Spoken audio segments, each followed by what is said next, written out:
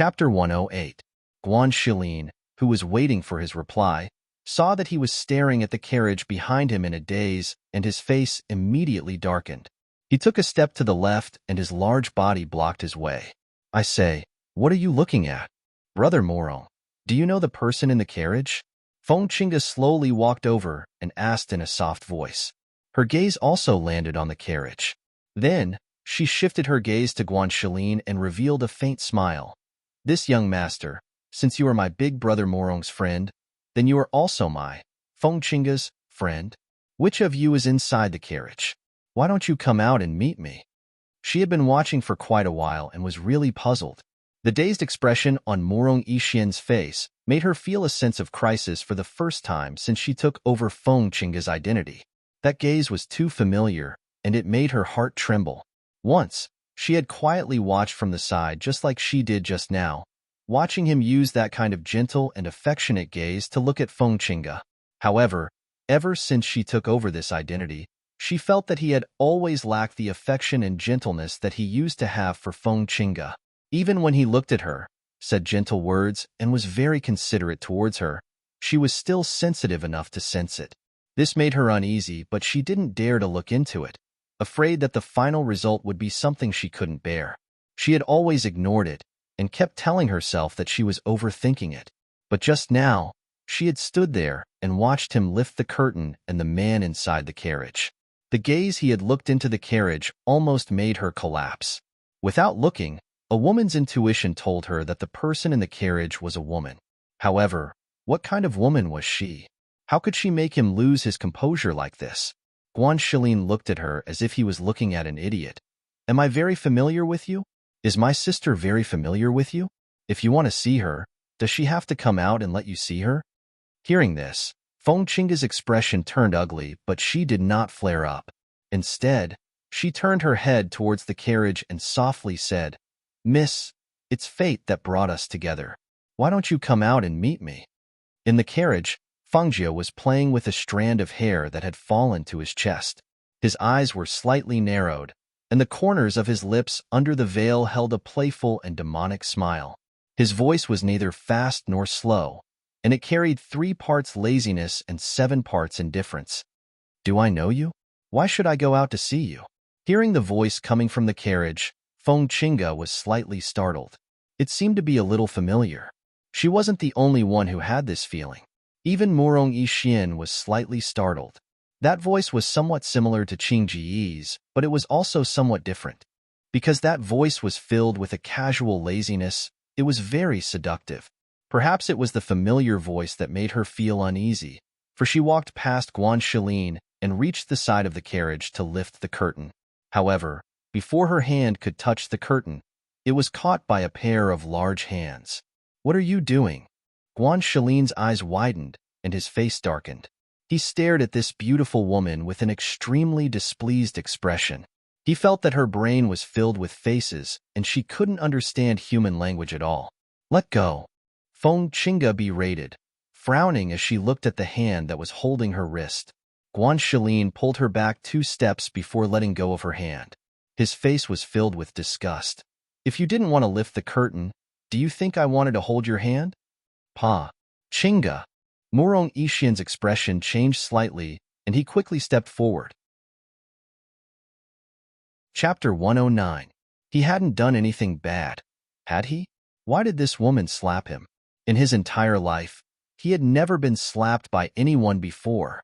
He was furious, but he didn't make a move. He was a man.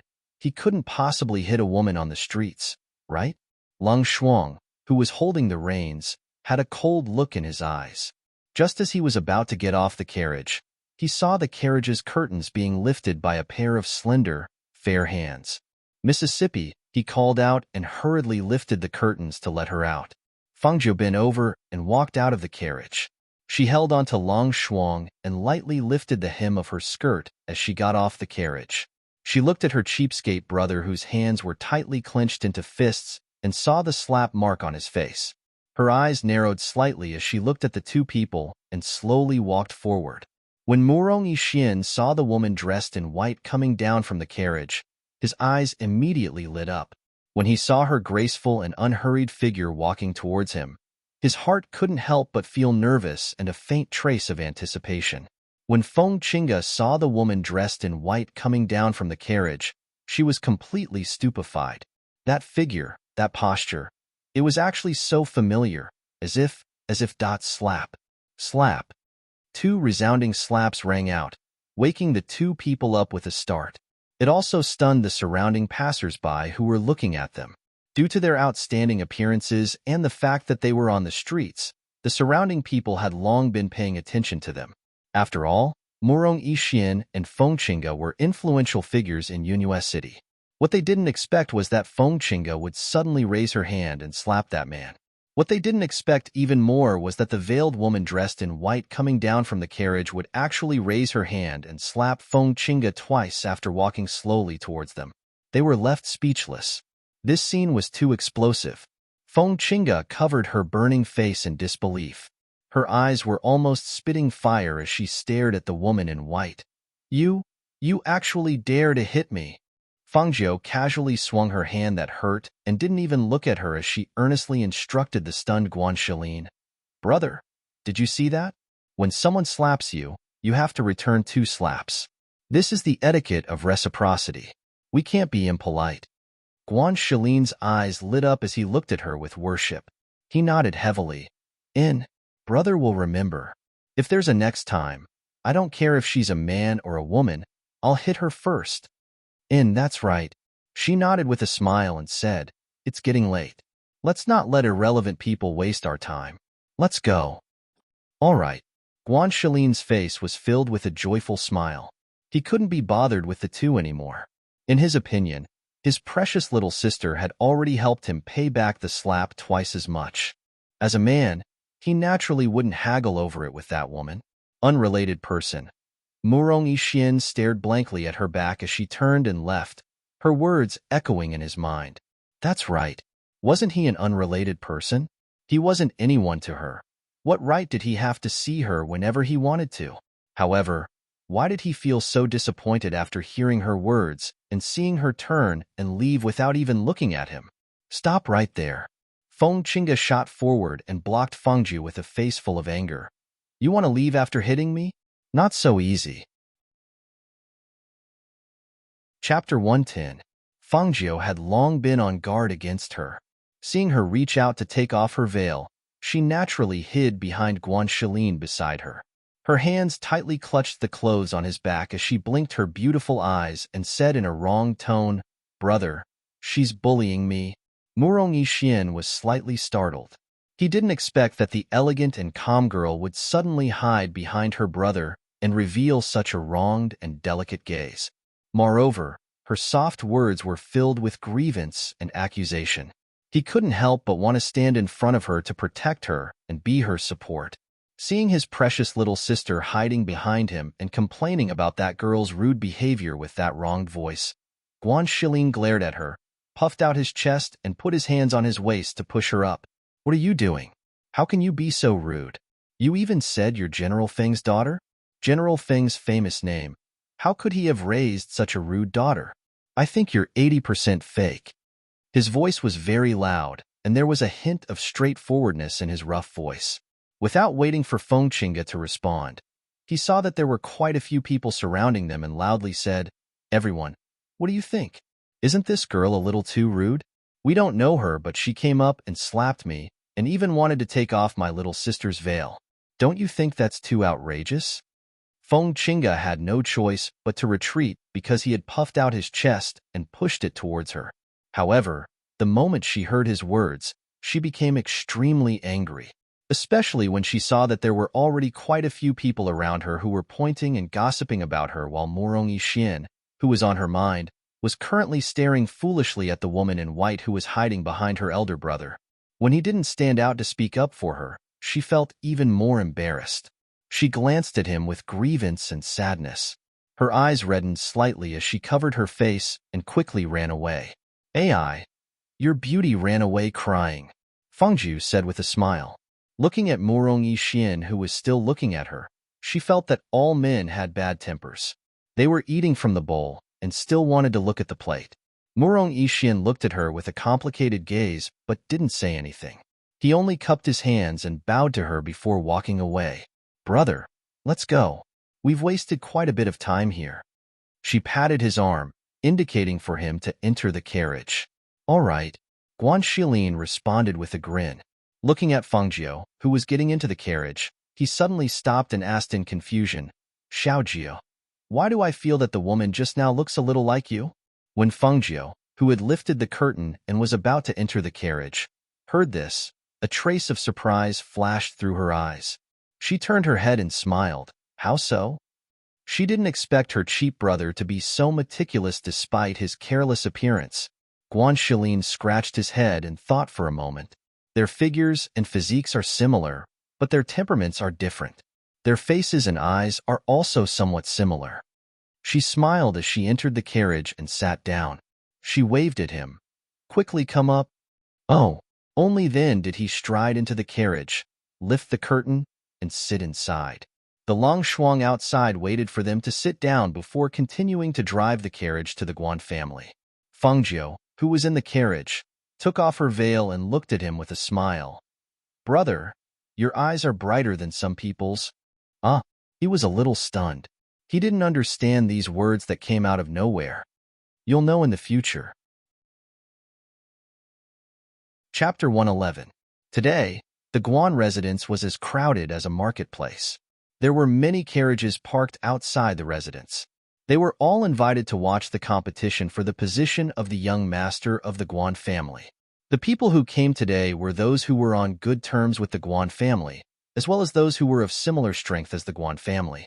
When Long Shuang drove the carriage to the gate of the Guan mansion, she could faintly hear the cheers of the competition from inside.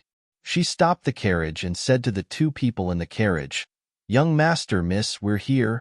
The curtain opened and Guan Shilin jumped off the carriage. He reached out his hand and said, Xiaojiu, come, let me help you. The two guards at the gate widened their eyes when they saw Guan Shilin.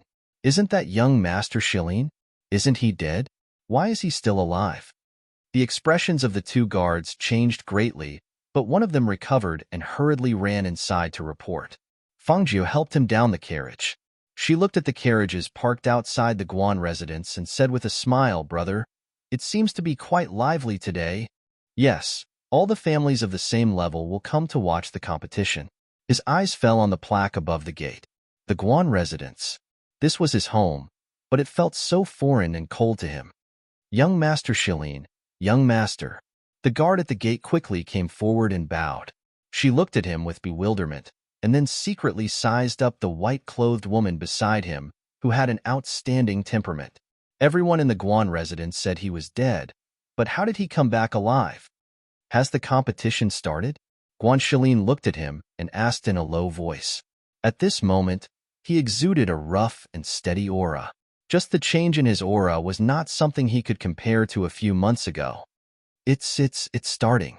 Under the pressure of his aura, the guard couldn't help but break out in a cold sweat. Hearing this, Guan Shilin strode inside, followed by Fengjiu. Long Shuang stayed by her side.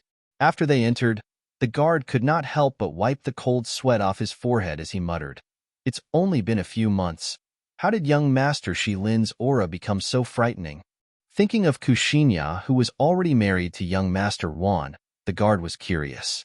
If young Master Shilin returned and found out that his fiancée had become young Master Wan's wife, what would he do? It was a pity that he had to guard the door and couldn't go in to see what was going on. Otherwise, he really wanted to go in and take a look. As for inside, below the competition stage, those sitting in the front row were the main figures of the Guan family, as well as the family heads. In the back row were the younger generation of the Guan family, as well as the children of the family heads. They chatted from time to time while watching the competition on the stage. The Guan family patriarch's son, Guanxi Wan, had already won 8 or 9 rounds in a row. No one in the Guan family's generation was a match for him, so the family patriarchs kept praising him. Young Master Guan is really a young hero. He has the demeanor of a family head. To have such strength at such a young age, his future is limitless. The Guan family patriarch's face was full of pride when he heard this, but he still smiled modestly and said, It's all thanks to everyone's praise. Which of the family head's sons isn't a dragon among men? I often tell him that when he has time, he has to learn more from the young masters. Chapter 112. Of course, the clan heads in the first row also saw the steward coming in a hurry. After the steward whispered something in Master Guan's ear, Master Guan's face slightly changed as he stood up. Everyone, this old man will excuse himself for a moment. After he finished speaking, he did not wait for anyone to react and followed the steward out. Heh, let's keep watching. My father must have remembered something, Master Guan said to the other clan heads with a smile. He was confused. What made my father's face change? Kuxinya, who was sitting with the women of the Guan family, was now the young madam of the Guan family.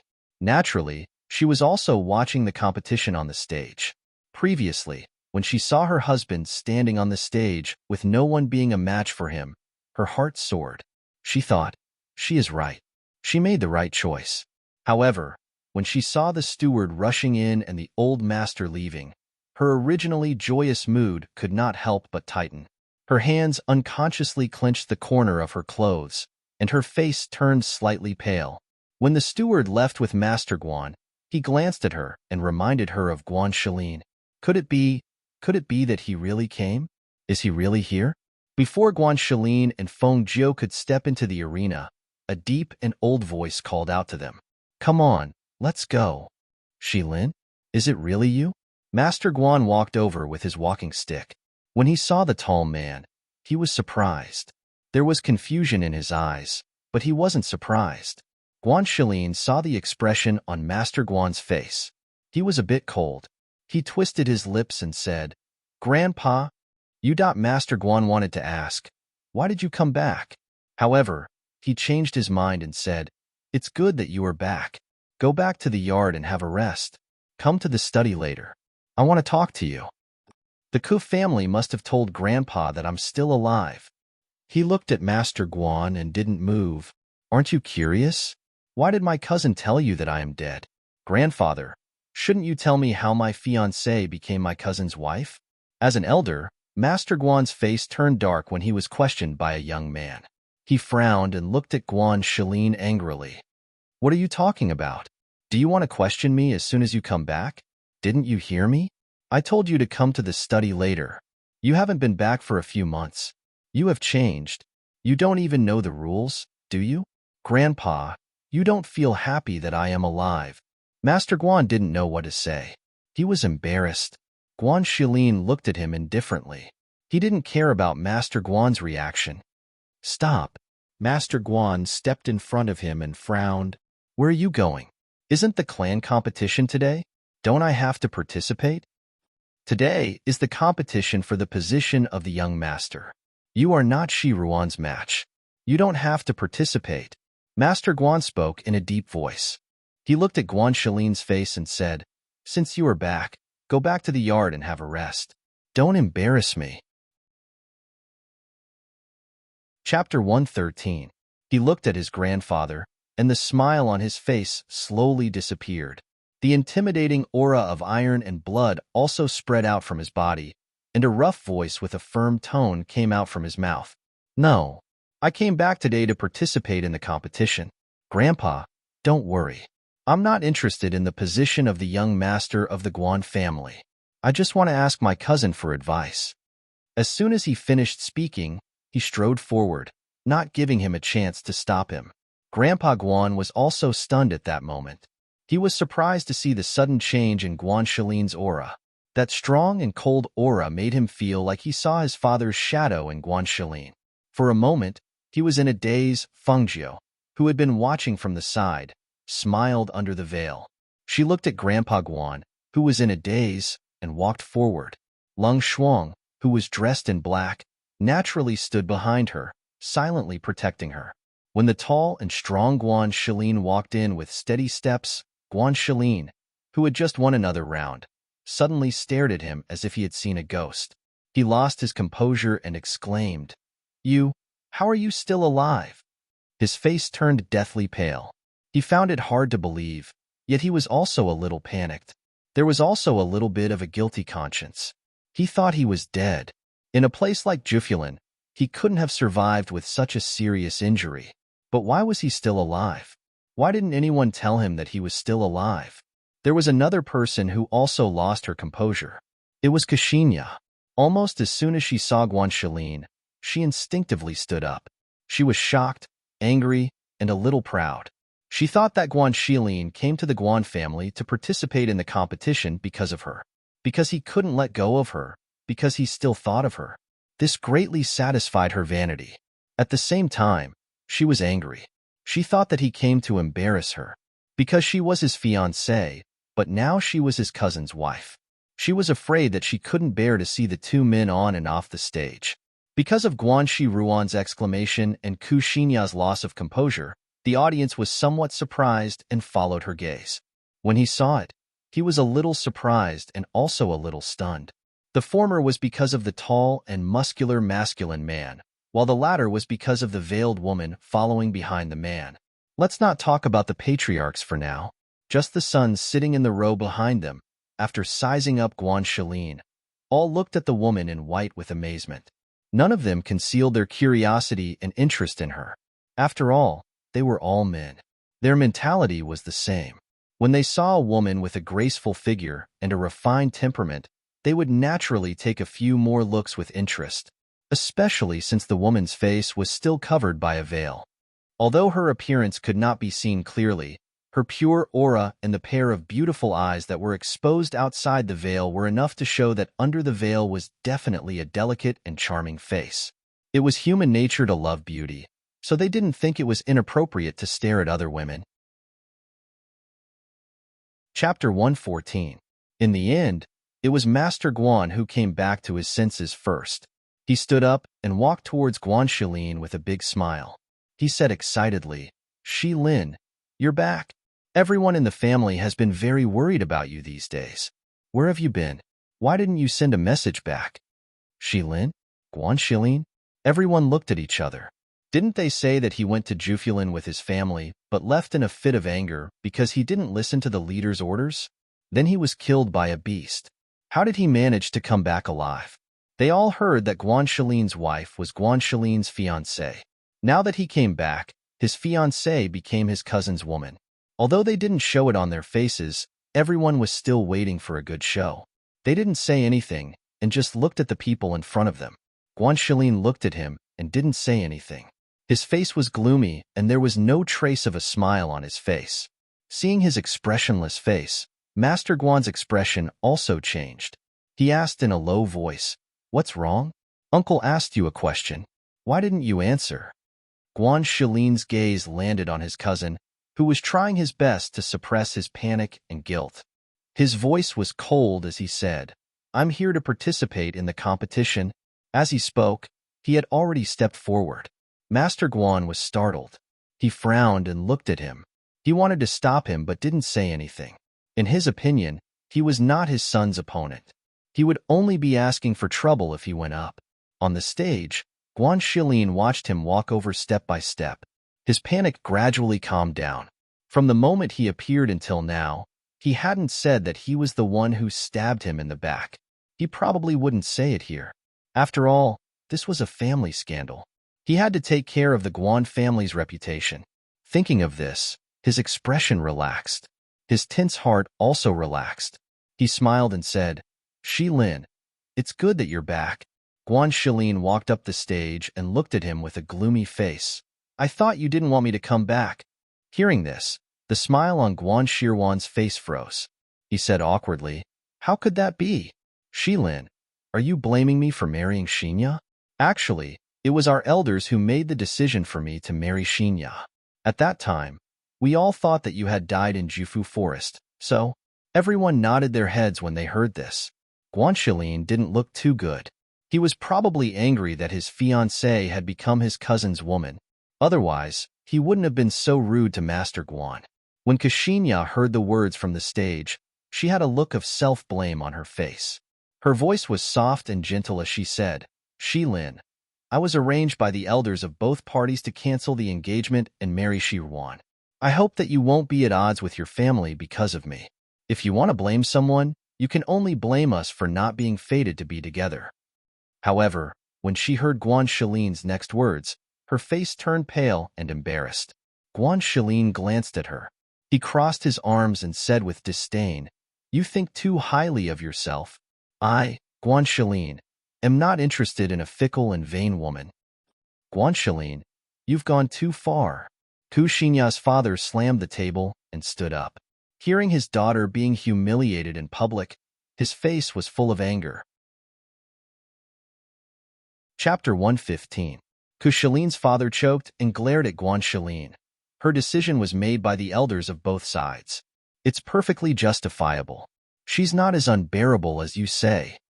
Whether she's unbearable or not, everyone knows it in their hearts. Guan Shilin coldly snorted and no longer paid attention to them. Instead, he looked at Guan Shilin and cupped his fist. "Cousin, please enlighten me." On the side of the stage, Fengju stood not far from the stage and watched the scene on the stage. Suddenly, a man came over. "Miss, there's a seat over there. Why don't we sit down and watch?" A man in embroidered clothes came in front of Fengju and blocked her view. Then, he gestured for her to sit. Fengju frowned and looked at the man in front of her. "No need." She stepped to the left and looked at the stage again. The family heads on the other side were paying attention to the movements on the stage, but the young men in the back row were looking at them from time to time. When they saw that the girl didn't even want to pay attention to the man, they couldn't help but laugh. Although the girl was beautiful, she was in someone else's home. They couldn't just go up and strike up a conversation with her. Moreover, their father was also here. They had to restrain their every move and couldn't step out of line. Ant thought the man just spoke and was about to step forward when he saw a black figure come up and reach out to block his path. The black figure warned, "Stay away from my family's young lady." The man frowned and was about to speak when he heard a cry of pain from the stage.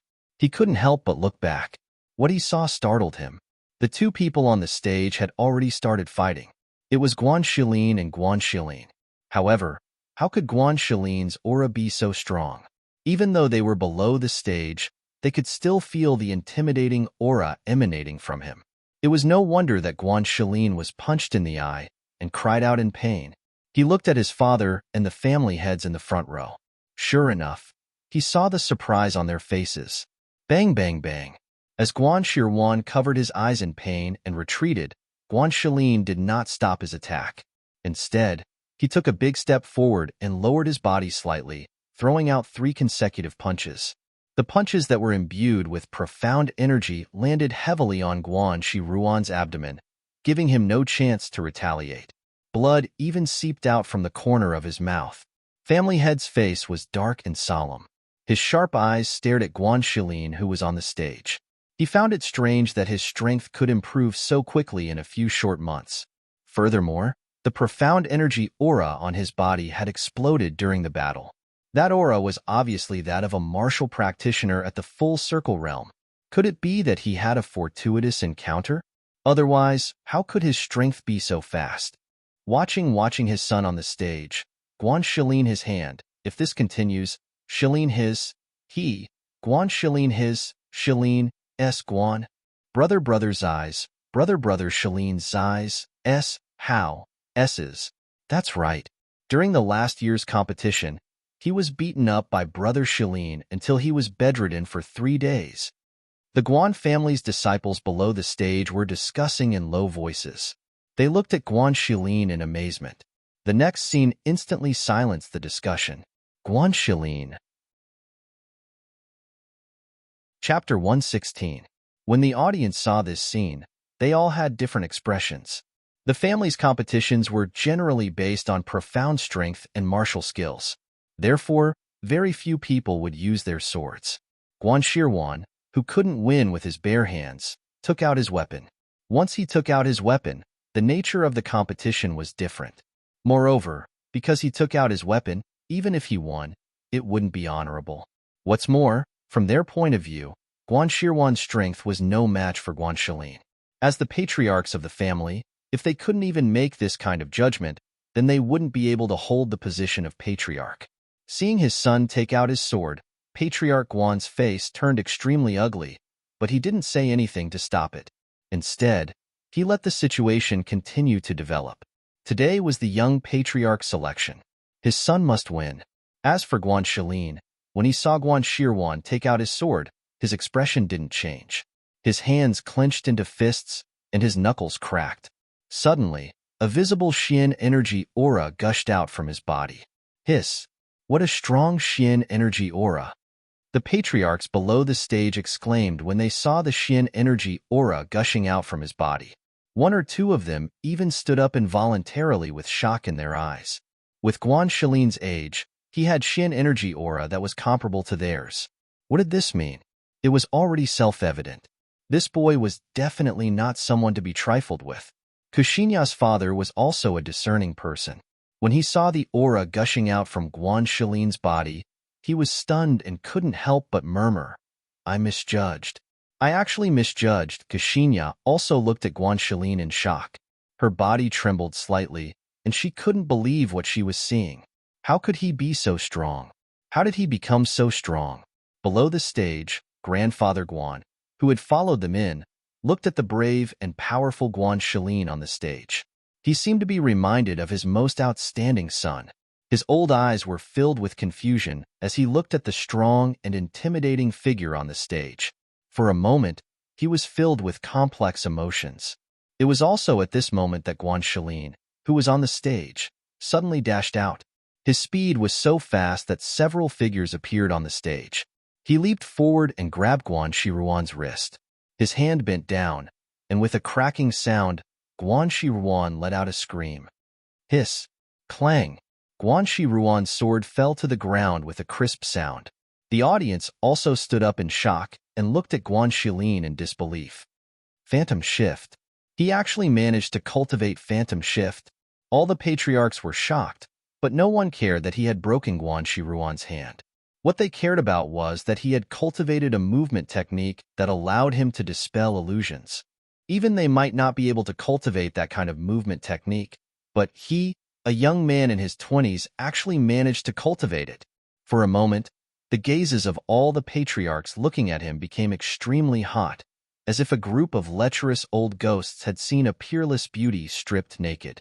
They wished they could immediately pounce on him and swallow him whole, and take him for themselves. At this moment, even Grandfather Guan's eyes were shining with excitement. His body was trembling with excitement. He slammed the crutch in his hand into the ground and laughed excitedly. Chapter 117. Everyone was shocked and pleasantly surprised. Only the clan head of the Guan family's face was as black as a clay pot. It was so gloomy that water could drip out. He clenched his fists and stared at Guan Shilin, who was on the stage. A cold, killing intent flashed in his eyes. Guan Shilin's hand was broken and his other hand was pinned on the stage. He couldn't move his body at all. His face was pressed against the stage, so he couldn't even scream. Guan Shilin stared at his cousin, who had been defeated by him, with a complicated look in his eyes. Initially, he wanted to cripple his cousin's hand. However, when he thought of the times when they had cultivated together when they were young, he could not help but soften his heart. You lost. He retracted his hand, averted his gaze, and looked below the stage. The stab in the back in the Jufu forest had already cut off their brotherly relationship. Today, he defeated his cousin and proved himself to them. He wanted to tell them that he, Guan Shilin, was no worse than anyone else. You're really a young hero. Master Guan, your grandson has really shocked us. Congratulations, Master Guan. Your son is so outstanding. His future is limitless. Seeing that the winner had been decided, the heads of the families all congratulated Master Guan on the side. With such a genius in the family's rise was just around the corner. Haha, thank you, thank you. Master Guan couldn't close his mouth from laughing. When he looked at the stage with a smile and a gratified look, his face suddenly changed, and he exclaimed out loud, "Stop!" Everyone was shocked. They followed his gaze, and when they saw it, they were also astonished. Guan Shirwan, who had just climbed up from the stage, pulled out a dagger hidden in his boot. His eyes were filled with ruthlessness and madness as he stared at Guan Shilin, whose back was facing him. Guan Shilin, who had his back facing Guan Shilin, didn't even turn his head. Instead, he turned around and kicked Guan Shilin. Guan Shilin, who was holding a dagger, screamed as he flew several meters away and rolled off the stage. Poof! Guan Shilin fell off the stage and spat out a mouthful of blood. He was lying on the ground and didn't even have the strength to stand up. Shilin! The Guan family's master exclaimed and quickly ran over to help him up. Father! Kill him. He gripped his father's sleeves tightly with both hands, blood flowing out of his mouth as he spoke with difficulty. Kshinya was dumbfounded. She stared blankly at the scene that happened one after another. She felt as if the whole sky was falling down. The strong impact made her unable to calm down. Her blood rushed to her throat, and she felt salty in her throat. Pooh! She spat out a mouthful of blood. Her vision went black, and she fainted. Exai and Shinya, father and mother Ku exclaimed in a trembling voice and hurriedly caught her. Looking at the chaotic scene, everyone was stunned. Isn't this Guan clan too messy? The son of the master of the Guan family had lost the competition for the position of the young master of the Guan family, yet he still wanted to kill someone with a knife? Now, he was sent flying by Guan Shilin's kick. Even they were shocked by the strength of Guan Shilin's kick. They estimated that he would be bedridden for at least half a month. However, compared to his killing intent, Guan Shilin's kick was considered merciful. Otherwise, with Guan Shilin's strength, it would be a piece of cake for him to turn around and kill Guan Shilin. Chapter 118. Everybody was surprised when they heard her call him brother. They didn't know Guan Shilin had a sister. Is she from a branch of the Guan clan? Are you from the Guan clan? The man beside Fengjiu asked curiously. He thought, if she is from the Guan clan, I will ask my father to propose marriage to her. That way, I can build a good relationship with the Guan clan and get the girl. Why not? Why don't I remember you from the Guan clan? Guan glanced at Fengjiu and spoke in a deep voice. Fengjiu blinked and said in surprise, don't flatter yourself. When did I say that I'm a member of your Guan family? How dare you? Don't bully my sister. Guan Shilin, who was on the stage, also shouted after Old Master Guan. His voice was as fierce as his grandfather's. Everyone was stunned and couldn't react for a long time. Is he stupid? Guan Shilin is his grandfather. How dare he talk to him like that? Guan Shilin's face turned red. Nobody knew if he was ashamed or angry. His body was shaking, and he hit the floor with his walking stick. He shouted, Rebel, are you all rebelling? Are you all rebelling? Do you all know the rules? Guan Shilin didn't flinch. He looked at Guan Shilin's angry eyes. He stood up straight and looked at his grandfather with determination in his eyes. Master Guan Shilin panicked. Just as he was about to open his mouth and ask everyone to leave, he heard a voice full of energy and profound energy coming out of his mouth, clearly entering the ears of everyone below. I, Guan Shilin, announce that I am leaving the clan. From now on, I have nothing to do with the people in the clan. The man's voice resounded. It was like thunder striking in everybody's heart. They were shocked and took a cold breath. They couldn't believe it. Leaving the clan? Was he crazy? There was a difference between having the protection of a clan and not having the protection of a clan. What did it mean for a disciple with such outstanding talent to ask to leave the clan? That would mean that he would be cut off from his cultivation resources, and without the protection of his family, he would become a loner. The master of the Guan family gave his son to the guards to help him back to the courtyard. He looked at Guan Shilin on the stage with a sullen face. His eyes flashed, but he didn't say anything. Grandpa Guan was so angry that he was trembling.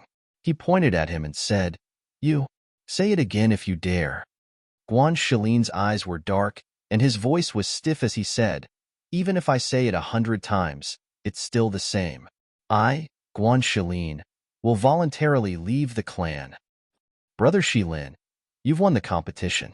You're the young master of the Guan family. How can you leave the family on your own accord? Below the stage, a young man looked at Guan Shilin worriedly and shouted, Hurry up and apologize to Grandpa. He won't hold it against you. I don't care if you agree or not. That's all I have to say today. This is also the reason why I came back today. I won't stay in the Guan family any longer. Chapter 119. Guan Shilin fearlessly looked into his eyes and said, Don't you know whether they have mistreated me or not? I don't have parents in the Guan clan. Don't you know whether they have mistreated me or not? Master Guan's lips were trembling, but he couldn't say a word. They raised him, but they didn't care about him. When they heard that he was dead, they didn't even feel sad. They canceled his engagement and let Shi Ruan marry his fiancée. When they knew that he was still alive, they hoped that he wouldn't come back. When he came back to the Guan clan, Master Guan tried to stop him. He didn't want him to participate in the competition. The Guan family has raised you for so long, and you have the nerve to compete with your grandfather. You even said that you want to leave the family. I think your conscience has been eaten by a dog. The Guan family master shouted sternly. His face was full of righteousness, and he had the demeanor of a family master. Ha ha ha ha. Guan Shilin raised his head and laughed. Suddenly, he stopped laughing. He took off his robe and showed the wound on his abdomen. Do you know how I got this scar? He walked down from the stage and came to the front of Master Guan. Step by step, he approached him and asked, Do you know how this scar came about? Let me tell you, it was your son, my cousin, who stabbed me in the back with a knife and left it there. As soon as these words came out, everyone gasped in disbelief. The entire scene fell silent, and everyone held their breaths. It was so quiet that even a pin dropping to the ground could be heard. Bullshit! The master of the Guan family shouted loudly. His whole body was trembling with anger. However, there was a voice in his heart telling him that it was true. Otherwise, he wouldn't dare to say it in front of so many people. Master Guan almost fainted. He almost fainted. Brothers killing each other. It was a family scandal. Bullshit? Guan Shilin tied his belt and said, He wanted to kill me from the back with a dagger. Do you think we are all blind? Do you think I can stay in the Guan clan? If you stay, you won't even know when you'll be killed. He looked at Master Guan and said, Today, I just want to tell you that I don't need your permission. From now on, the rules of the Guan family are useless to me. You'd better leave them to teach the Guan family's disciples. He strode towards Fangzhou and said, Sister, let's go. Everyone looked at each other in dismay. They didn't expect that the Guan family's competition would turn out like this. This was really a good show. First, it was Guan Shilin who was able to use apparition at such a young age. Then, it was Guan Shilin who launched a sneak attack from behind. Then, it was Guan Shilin who asked to leave the clan. Finally, it was revealed that he was rumored to be dead in Jufulin. Even they were shocked by these events, let alone the people from the Guan family. At this moment, seeing the three of them leaving, no one from the Guan family tried to stop them. It was as if they hadn't come back to their senses yet. They also bowed to them and left one after another. They thought that there was a genius in the Guan family, who knew that he would ask to leave the clan and get involved in the scandal of brothers killing each other. Thinking of this, Master Guan's chest was filled with blood. He couldn't breathe and fainted. Master Guan. Master Guan fainted. Call the doctor. Chapter 120. By the time the family heads arrived outside, they had already seen the inconspicuous horse pass by. As they watched the carriage gradually disappear into the distance, they all clasped their hands in farewell and boarded the carriage. Then, they instructed the servants to pay more attention to Guan Shilin's movements in the future. They all thought that since he had already asked to leave the family, they could try to rope him into their family.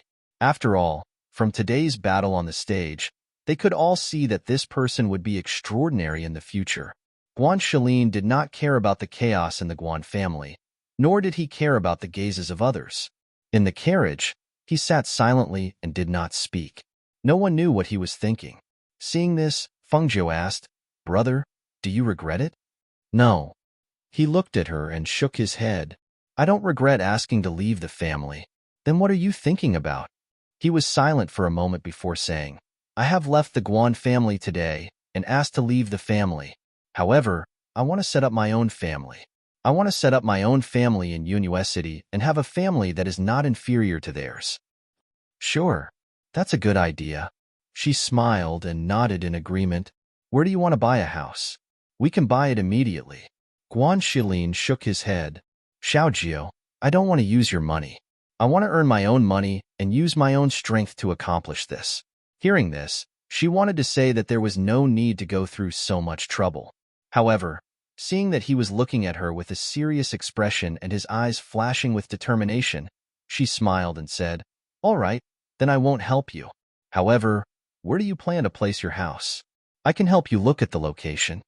Seeing that she did not insist, Guanxilin smiled. "Thank you, Xiaojiu. Even if you didn't say this, I would have looked for you.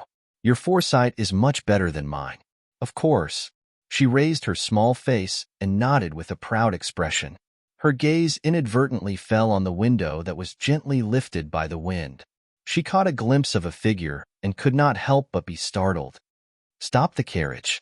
The long Shuang outside pulled on the reins and stopped the carriage. "What's wrong?" Guanxilin was surprised to see her stand up after putting on the veil. "Brother, you and Lung Shuang go and buy a few servants.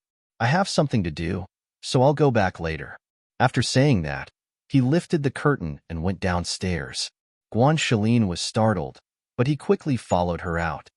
"Xiaojiu, let Lung Shuang follow you. I'll drive the carriage myself." Lung Shuang was about to dismount when he heard her voice. "No need. You can go. I can do it myself."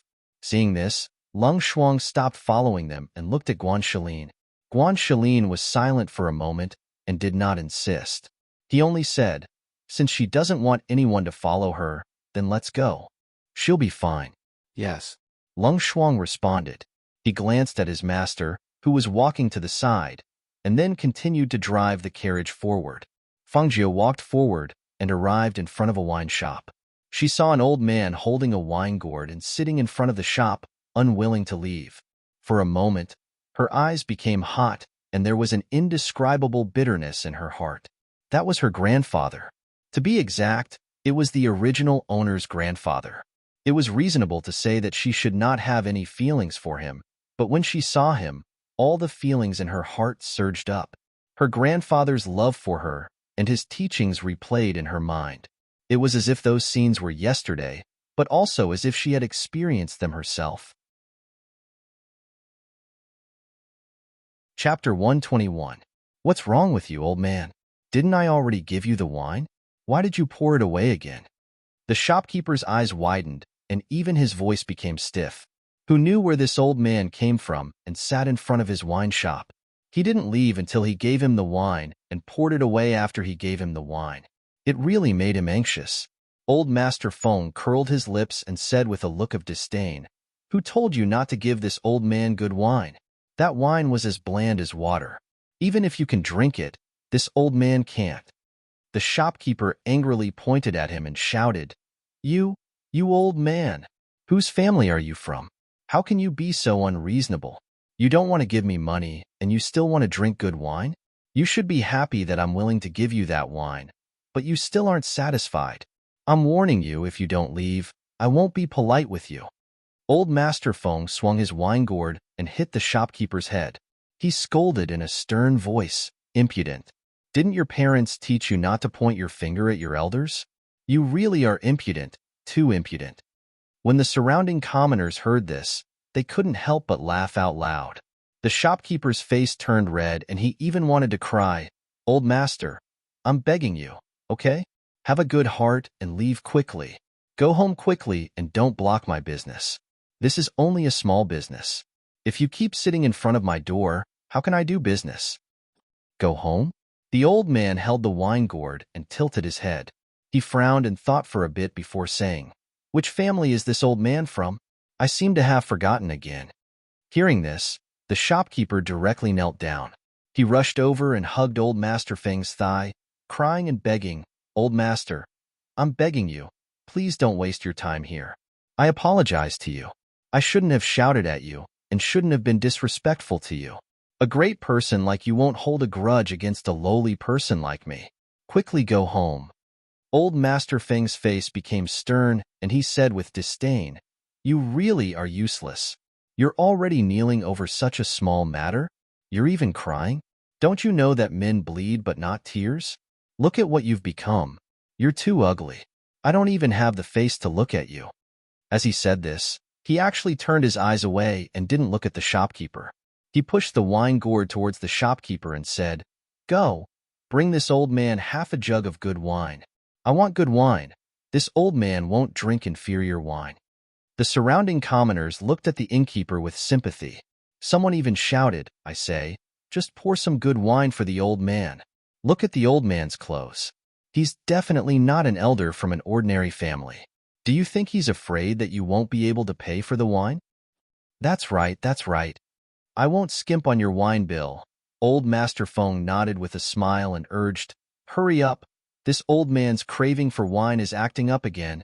The innkeeper hesitated for a moment before taking the wine gourd inside to fill it with wine, because he was afraid that the old man would pour the wine away again. This time, it was really top-notch wine. As he filled it, he felt his heart ache, wondering if the old man would be able to fork out the money. And whose family did it belong to?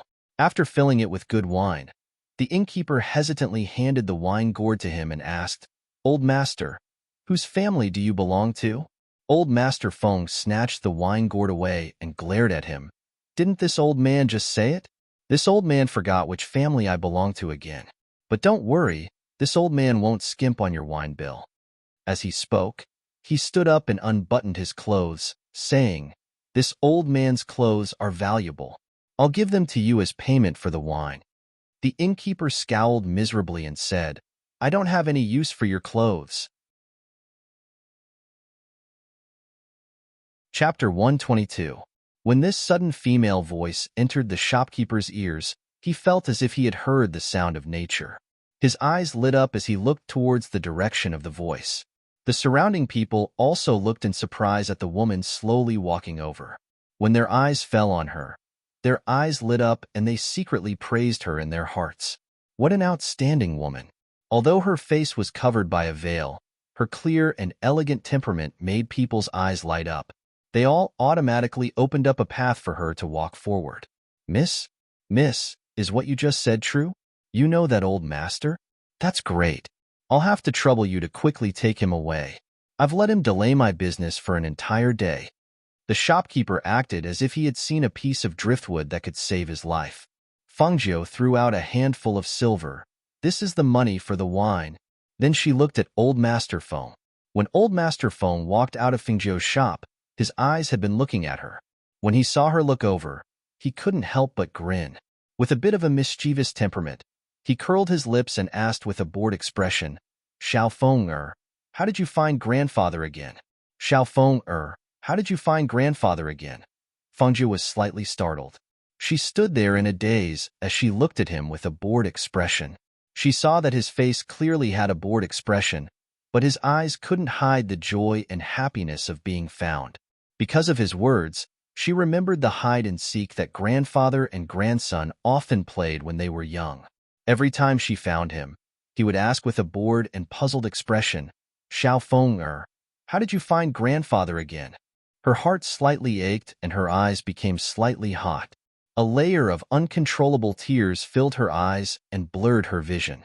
Because he recognized her at a glance, and because he called her Xiao Feng, her heart couldn't help but be moved. Her grandfather had intermittent amnesia. How could he forget where his home was?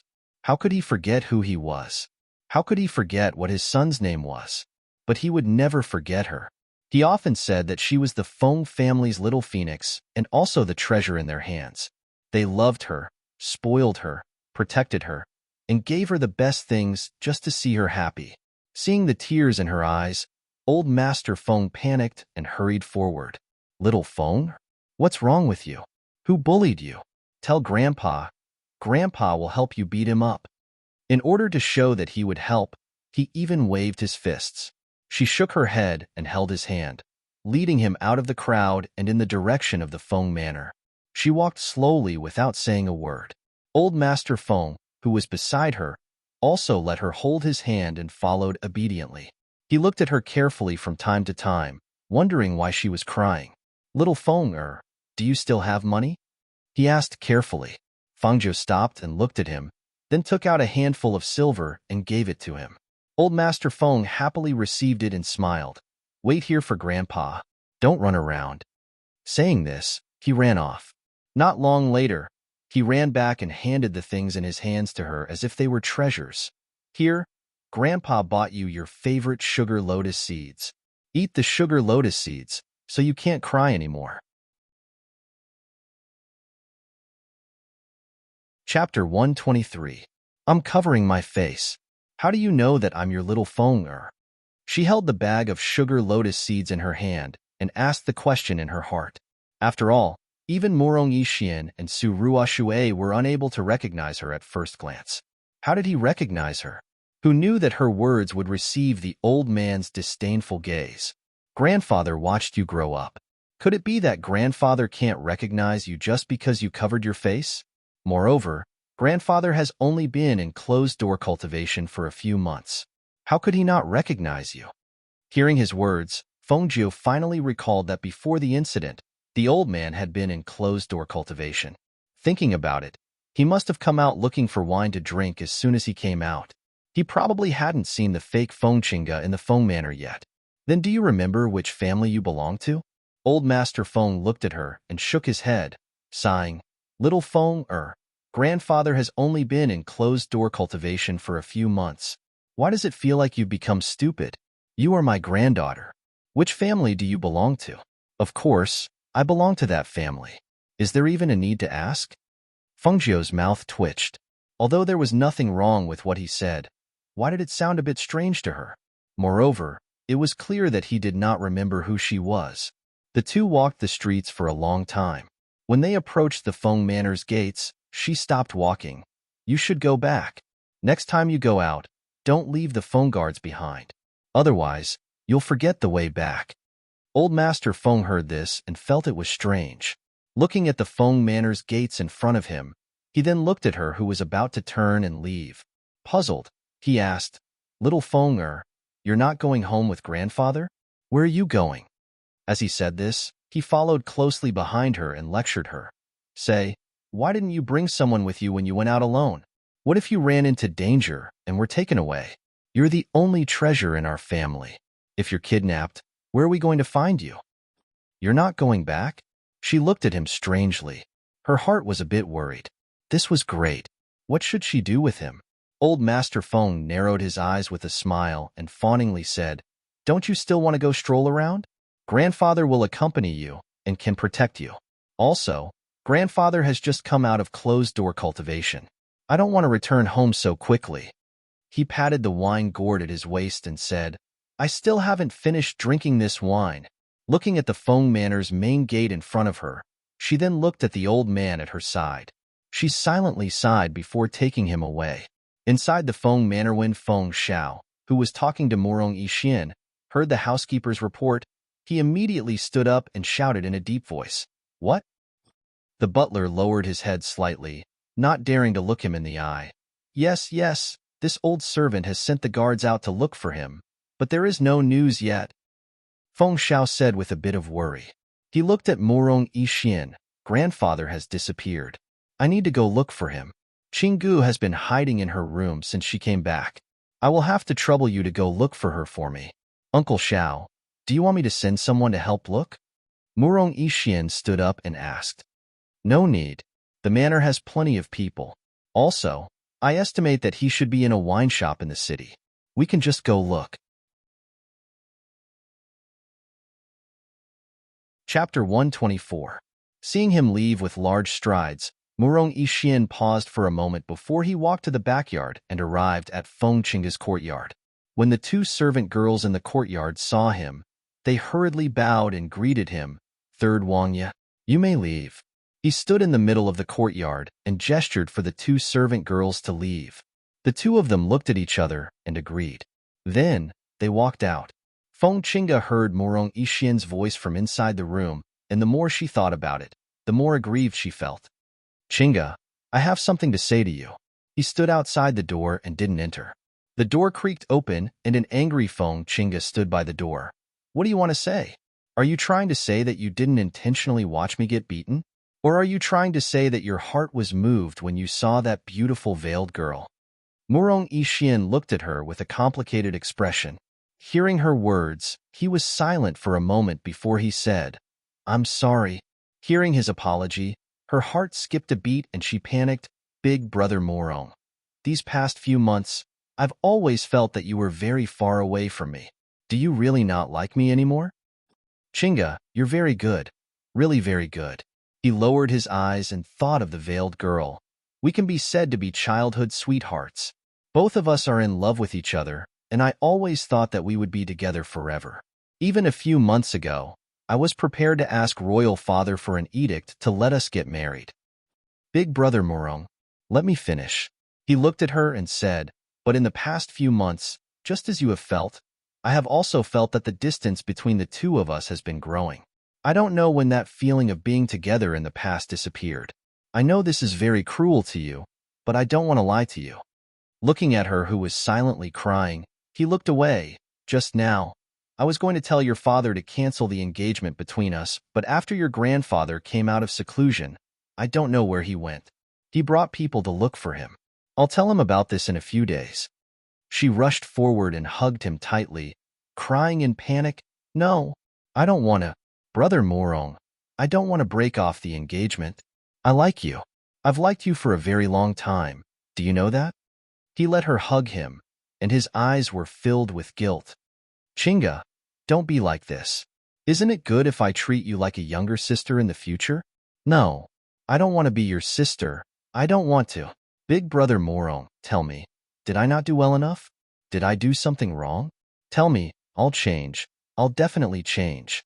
She raised her head and looked at him sadly with tears streaming down her face. She didn't want to believe what she had heard. She truly liked him, truly loved him. For his sake, she had imitated Feng Chinga's every move, imitated her speech, imitated her demeanor. For his sake, she was even willing to live as Feng Chinga for the rest of her life and face him with her face. But now, he actually said that he wanted to break off the engagement? He pulled her hands away from his waist and looked at her guiltily. Chinga, I didn't do this in a moment of anger. This thought has been in my heart for some time, and I only said it today. I hope you can understand that feelings can't be forced. I'm very sorry for hurting you. As soon as his voice fell, he no longer looked at her and turned around to leave in large strides. Chapter 125. After a long time, she wiped the tears from the corners of her eyes, and her eyes gradually regained their luster. However, there was also hatred and ruthlessness in her eyes. Murong Yishuan, I've done so much for you. How can you turn your back on me just like that? I won't let you get what you want. You're destined to be mine. Unlike the Feng family, on the other side, in Fengzhou's courtyard, the old Master Feng who was brought back was looking at the courtyard curiously like a child taking a stroll. He asked doubtfully, Little Feng whose courtyard is this? And you, why are you wearing a veil all the time? Although he was a little forgetful, he wasn't stupid. Along the way, he could faintly see that something was wrong. His granddaughter, especially in this courtyard, was wearing a veil all the time. Therefore, a light flashed through his eyes and a smile appeared on his face. Suddenly, in a flash, he raised his hand and pulled off her veil. This courtyard is. Fengzhou was stunned. Before she finished speaking, the veil on her face was pulled off, revealing her scarred and disfigured face. Hiss! What's going on? Old Master Feng sucked in a breath of cold air and asked furiously. He originally wanted to play a joke on his granddaughter by pulling off her veil to see why she was always wearing it. He didn't expect that under the veil was such a disfigured face. This was his granddaughter, his precious granddaughter. Who was it? Who dared to hurt her like this? Fengzhou caressed her face. She didn't expect him to suddenly pull off her veil. This was completely out of her expectations. She didn't want him to see her disfigured face. Who was it? Tell Grandpa. Who hurt your face like this? The old man's heart ached and his eyes reddened. Even his voice was choked with sobs. He looked at the face that was covered with scars. He couldn't imagine how she had endured that kind of pain. Who was it? Who was so cruel to ruin a girl's face like this? Fengzhou's heart trembled. She looked at the old man, whose eyes were red and his voice choked with sobs. She looked away and asked, Do you still think I'm your granddaughter? Do you still recognize me as your granddaughter? Hearing this, old Master Feng finally couldn't hold back his tears. He stepped forward and hugged Fengzhou, patting her head with one hand and comforting her with a choked voice. "Little Feng, don't be afraid. Don't be afraid. Grandpa will recognize you. No matter what you become, Grandpa will still recognize you." Grandpa. In the end, Fengjiu couldn't help but call out. This call of grandfather came from the bottom of her heart. It contained Fengjiu's feelings as well as Feng Qingge's. Perhaps, from the moment he recognized her at first glance, she already knew that he was Fengjiu's grandfather.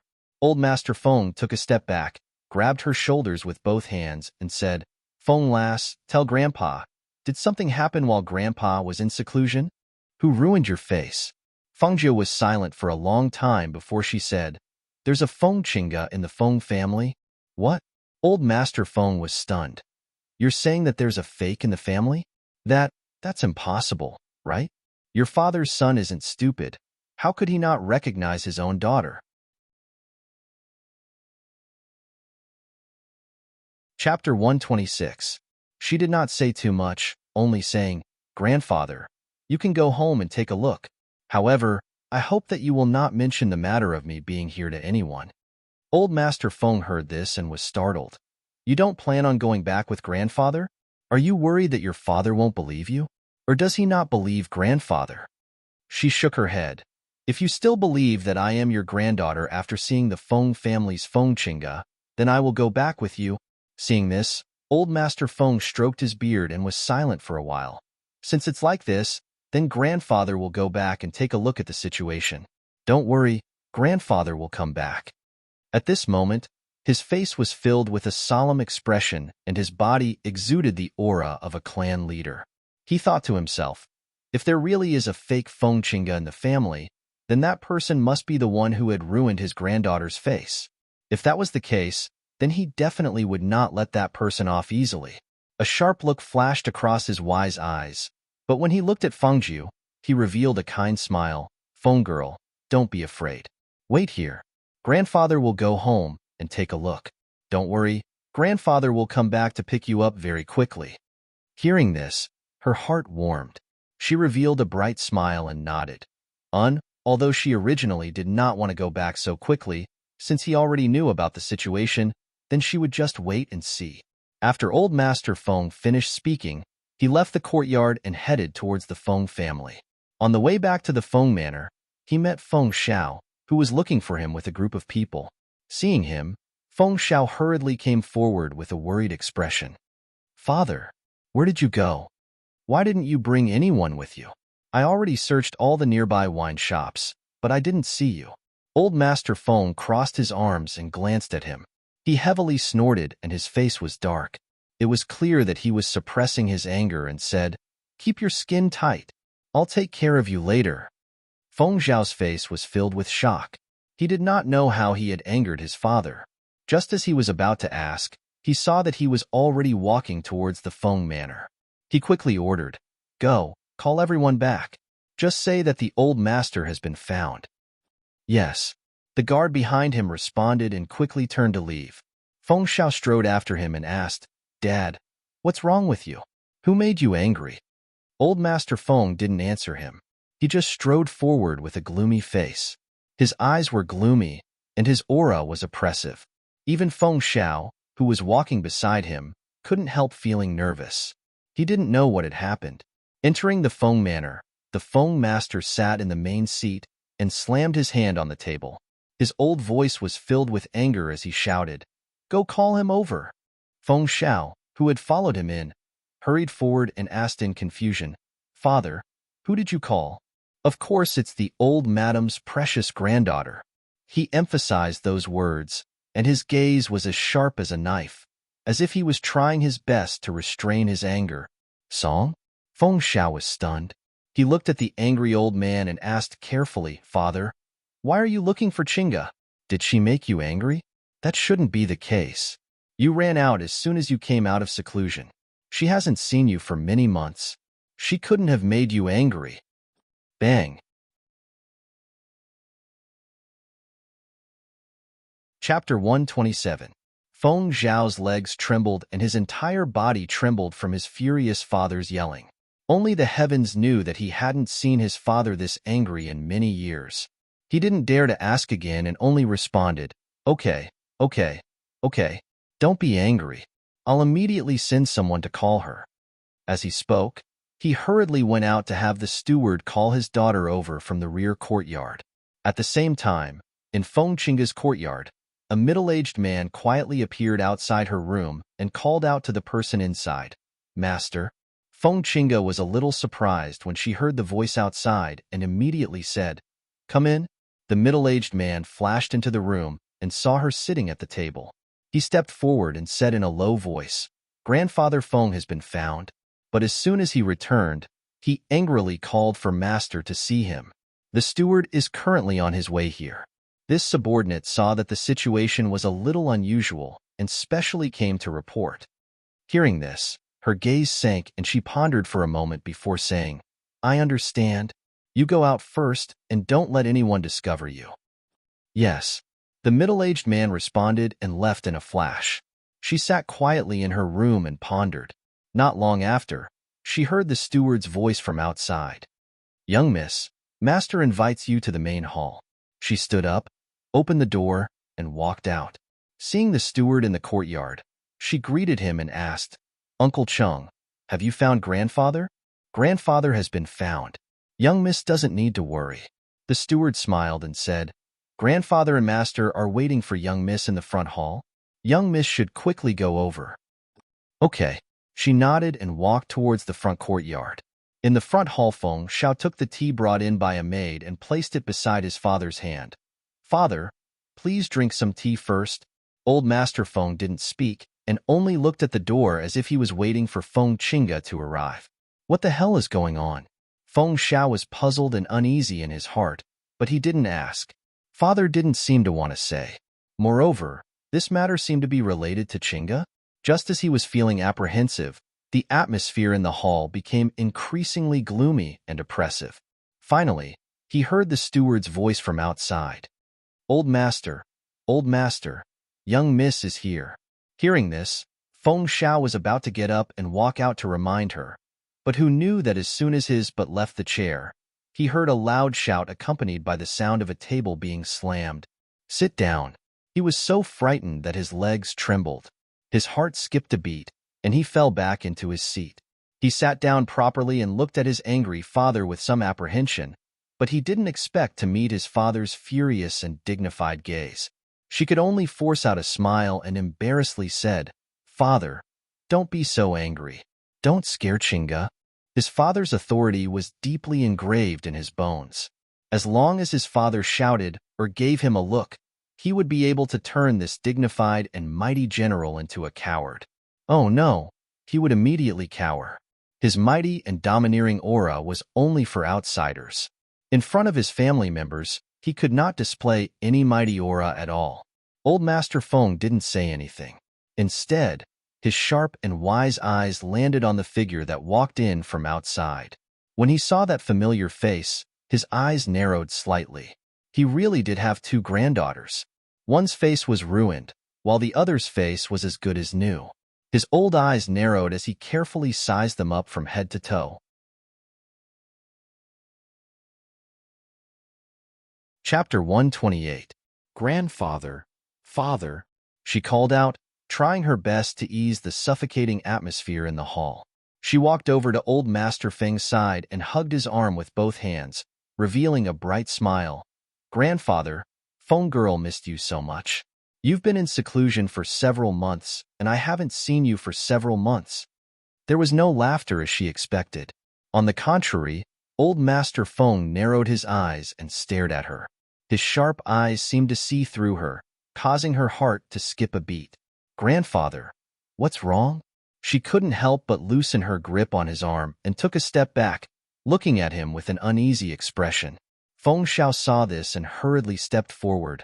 "Father, Chinga is calling for you. I remember that you have a phoenix birthmark on your forearm. Take off your outer garment and show it to me." Old Master Feng's sharp eyes stared at her, and his voice was dignified, not missing the slightest trace of expression on her face. Hearing this, not only did Feng Chinga's eyes widen in astonishment, even Feng Xiao furrowed his brows. "Father, what do you mean by this? Why do you suddenly want to see Chinga's birthmark? What are you suspecting? Grandfather, are you suspecting that I'm not your granddaughter? Her eyes were filled with tears of grievance, and her face was filled with sadness. Feng Xiao couldn't help but feel distressed when he saw this and hurriedly comforted. Chinga, your grandfather didn't mean that. Don't think too much. However, old Master Feng gave a heavy snort and swept a glance at Feng Xiao before looking at Feng Chinga. He frowned and said in an unyielding tone, "Show me the phoenix birthmark." Father, shut up. Old Master Feng sternly shouted and glared at Feng Xiao. Immediately, Feng Xiao didn't dare to say a word. Feng Chinga gently bit her lips as tears fell from her eyes. Grandfather, don't be angry. If grandfather wants to see the phoenix birthmark, I'll show it to grandfather. As she spoke, she half unbuckled her belt and pulled down her coat, revealing the red phoenix birthmark on her snow-white arm. Father, look, isn't Chinga's Feng birthmark there? He really couldn't understand the old man. Why did he want to see Chinga's birthmark after going out for a while? Could it be that he suspected that his daughter had been swapped? One had to know that he had seen her walk around every day. Her actions, her expression, and her appearance, how could they be fake? Seeing the phoenix birthmark, old Master Feng frowned and said, "Come here, father." Old Master Feng didn't care about him. Instead, he stared at Feng Chinga. "Come here." This time, his voice was a bit stronger and carried an undeniable majesty. Feng Chinga gently bit her lips and glanced at him. Then, she slowly walked forward and stopped in front of him. She slightly narrowed her eyes. Old Master Feng glanced at her. He dipped his finger in some tea and rubbed it on the red phoenix birthmark. When he looked again, the red phoenix birthmark was still there. It hadn't faded or been wiped away by him. He couldn't help but frown deeper. "Grandfather, can I pull up my coat?" she asked in a slightly choked voice as she looked at old Master Feng with a hurt expression. Without waiting for old Master Feng to speak, Feng Xiao hurriedly said, "Chinga, quickly pull up your coat. Go back to your room first. I'll talk to your grandfather." Okay. Tears fell from her eyes as she pulled up her coat and ran out. Chapter 129. Old Master Feng looked at him with a heavy gaze and said, "That's right. I suspect that she isn't my Feng lass. How is that possible? Father, what did you encounter outside? Did someone tell you something? Why would you think that?" Feng Xiao couldn't accept his father suspecting his own daughter. What was going on? Looking at Feng Xiao, old Master Feng shook his head. Even his own father couldn't tell if his daughter was real or fake, so it was no wonder that his Feng lass didn't dare to come back. He stood up and took a deep breath with his hands behind his back, saying, "Sometimes, a person's eyes can be blinded. There are many things that you need to use your heart to feel and use your heart to see. I, your father, have lived for so long and have eaten more salt than you have rice." He glanced at him and continued, "Even if she has Feng Lass's face and has the same phoenix birthmark as Feng Lass, she definitely isn't Feng Lass. You have to know, feelings can't lie." Seeing his father's aura change after he finished speaking and he walked out with large strides, Feng Xiao was shocked and hurriedly stopped him, asking, "Father, what do you want to do?" Old Master Feng glanced at him and said, "She isn't my Feng Lass. I want to capture her and take off her mask." Feng Xiao was stunned when he heard this, and even his voice couldn't help but become louder. "Father, you're crazy. She is Chinga, your granddaughter, your Feng Lass." He felt that his father had gone mad. Otherwise, it was impossible for him to say such words. "Humph, I think you're the one who's crazy. You can't even tell your own daughter apart, and you still have the nerve to say that you're Feng Lass's father? Do you know what kind of suffering Feng Lass has suffered? Do you know?" Thinking of his precious granddaughter's disfigured face, his throat suddenly choked up and he glared at him with moist eyes. "Have you ever thought that if the Feng Chinga in this manner is fake, then where is the real Feng Lass? Is she suffering? Could she have suffered a mishap? You didn't. You didn't even dare to think about that possibility. Even when I told you, you didn't believe me. Tell me, with a father like you, how could my Feng Lass dare to come home? Father, what you said is impossible. My daughter is clear. She has always been by my side, and there's nothing wrong with her. Tell me, how could the things you said happen? Father, are you too tired? Or are you drunk? Why don't I help you return to the courtyard to rest? He stepped forward to help him up, but unexpectedly, with a flick of his sleeve, a strong force came over and pushed him back several meters. Bastard! Just you wait. Wait. Once I've taken care of Feng Lass, I'll take care of you.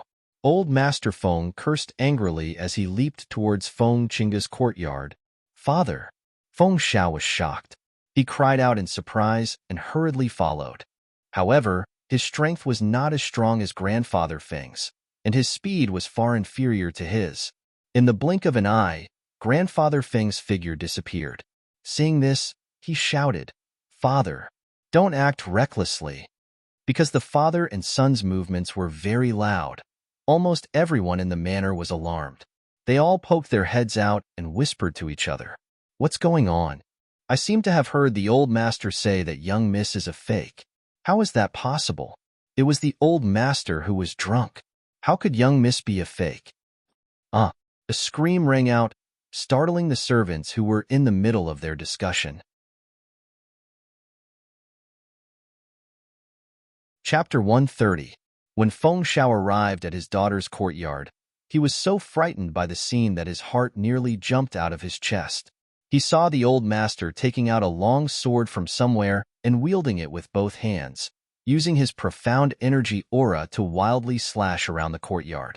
His daughter, on the other hand, was so frightened that she hid to the side and cried, Father, what are you doing? He cried out in alarm and hurriedly rushed forward to snatch the sword from his father's hand so that he wouldn't hurt anyone. But who knew that the old master would also turn around and forcefully push him away? Scram! This old man wants to kill her. Kill her. Feng Zhao's face was completely drained of blood. He once again pounced forward and tightly hugged his father from behind. Father, wake up. That's Chinga. She's your granddaughter. She's not. She's not. She harmed my Feng Lass. She harmed my Feng Lass. Let go. I want to kill her. Old Master Feng's eyes were bloodshot as he shouted with a crazed expression. He struggled to pounce forward. No one saw that Feng Chinga, who was hiding at the side and crying with a face full of panic, looked at Old Master Feng with a trace of viciousness and excitement. That trace of viciousness and excitement flashed by so quickly that no one noticed it. She cried in panic and shouted, Father, Father, save me. Grandfather wants to kill me. Feng Xiao listened to his beloved daughter's panicked and helpless cries and then looked at his father's nearly crazed expression. Seeing that he couldn't stop it, he finally had no choice but to give in and fiercely chopped down with his hand, knocking him unconscious. Clang! Old Master Feng's body went limp and the sword in his hand fell to the ground. The entire courtyard finally calmed down because he had fainted. Steward, go invite Elder Lin over and check on Father. Feng Zhao's expression was grave as he supported the old master and ordered the steward outside the courtyard. Yes, yes. The steward hurriedly responded and chased away the people who were watching the show. Then, he quickly went to invite a doctor from the manor. Only then did Feng Chinga walk over with a face full of fear. Father, what happened to Grandfather? Are you hurt? He looked at her and saw that her face was full of tears. He comforted her. Don't be afraid. Father is here. No one can hurt you. You go back to your room first. Father will send your grandfather back to the courtyard. With that, he helped the unconscious old man out. Father, I'll go and take a look. She followed with small steps and said, I'm worried about Grandfather. All right. Feng Xiao nodded and let her follow. Not long after the old man was placed on the bed, an old man walked in under the guidance of the butler. Master. The old man bowed to Feng Xiao. Elder Lin, quickly come over and take a look at my father. See if there's anything wrong with him. Feng Xiao hurriedly said, gesturing for him to come over. Yes. Elder Lin replied and glanced at Feng Chinga, who was beside the bed without batting an eyelid. Only then did he walk up to the bedside and check on Elder Feng. After a while, he retracted his hand and asked, Master, I wonder if there's anything wrong with Elder Feng after he returned? Feng Zhao's eyes were full of worry. He sighed and said, after Father came out of seclusion, he ran out. I thought he went to the wine shop again, but I didn't expect to run into him on the street. At that time, I saw that his complexion was not good. After he came back, he threw a tantrum and even said that Chinga wasn't his granddaughter. After that, he even went to Chinga's courtyard. When I rushed over, I saw him slashing around with a sword and was so scared that my heart almost jumped out.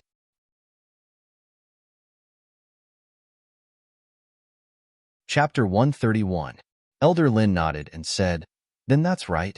Old Master Lin must have encountered some problems in his cultivation, causing his mind to be a little deranged." "What?" Feng Xiao cried out in alarm. "You're saying that he encountered some problems in his cultivation that caused his mind to be a little deranged? How is that possible? If there's a problem in his cultivation, then it's probably a qi deviation. But I've examined him, and all the profound energy in his body is normal. It's impossible for something like that to happen. Did you make a mistake in your diagnosis?" Hearing this, the old man frowned. "If Old Master doesn't believe me, you can invite someone else to treat the Old Master. But I only want to say that it's the same no matter who you invite.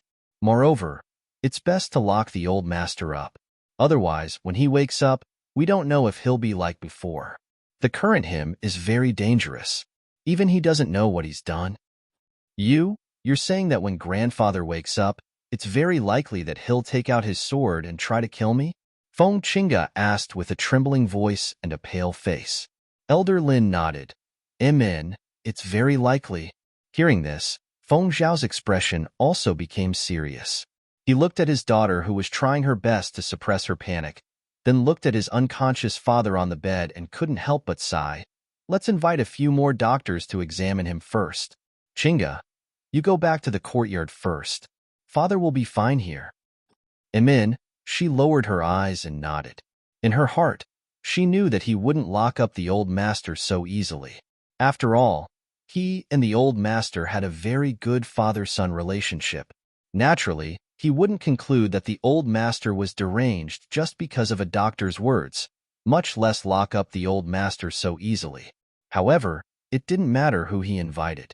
She would make him believe that the Old Master had gone crazy. On the other side, Fangzhou sat in the courtyard with one hand supporting her cheek. No one knew what she was thinking. She didn't even notice that Long Shuang had returned. "Master? Amen?" She returned to her senses and saw her standing beside her.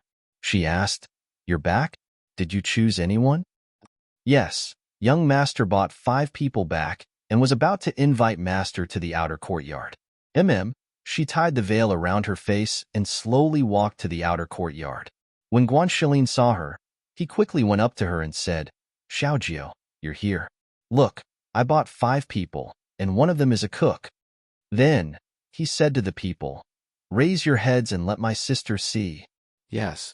Only then did they raise their heads with apprehension. When they saw the girl standing in front of them, they were stunned. However, they did not dare to look at her too presumptuously. Instead, they hurriedly lowered their eyes after a glance. Fengzhou's gaze swept across the group. After sizing them up, he asked, "What are your names?" "Miss, please bestow names to us servants," the older female cook said. Because they were selling their bodies, they would be part of this family in the future. Naturally, they could not use their previous names. "Then let's use Qing as the generation name. You can each choose one of the 4 characters, Ping'an and Rui. As for the kitchen maid, let's call her Qing Yang." "Thank you, miss, for bestowing names." The group of people bowed. She nodded and said to Guanxilin, "Brother, let Lung Shuang arrange their accommodations and tell him the rules. I'm a little tired after being out for the whole day, so I'll go back to my room to rest." "Okay, then you can go." He nodded and watched her leave. Then, he told Lung Shuang to help them settle down and followed after her. Chapter 132. After 2 or 3 days, Old Master Feng did not come again. Originally, Fengzhou thought that perhaps he thought Feng Qinggu was fake after seeing her, but the more she thought about it, the more she felt that something was off. Based on Old Master Feng's attitude and tone at that time, even if he thought she was fake, he would definitely come to find her. But after waiting for 2 or 3 days, he still did not come. This was strange. Thus, she left the room and ordered Lung Shuang, who was sitting cross-legged in the courtyard. Lung Shuang, go find out if anything has happened in the Feng Manor these past 2 days. Yes. Although Lung Shuang was puzzled, he did not ask any questions and left. She went to the courtyard and sat down, waiting for Lung Shuang to come back with the results. If this matter was not taken care of properly, she would not be able to calm down and cultivate. Originally, she did not plan on returning to the Feng Manor so quickly, but the current situation. Xiao Jiao, Qing Yang made some sweet soup. I brought a bowl over for you. Try it, the taste is not bad. Guan Shilin smiled as he walked in with a bowl of sweet soup in his hands. Thank you, brother. She smiled and stood up to receive it. Guan Shilin sat down at the stone table and said, Xiao Jiao, I came here to tell you something. HM? What is it? She asked as she drank the sweet soup. He hesitated for a moment, then said, I want to go to the black market to fight. Hearing this, she frowned. You want to use that to make money? You won't earn much at all.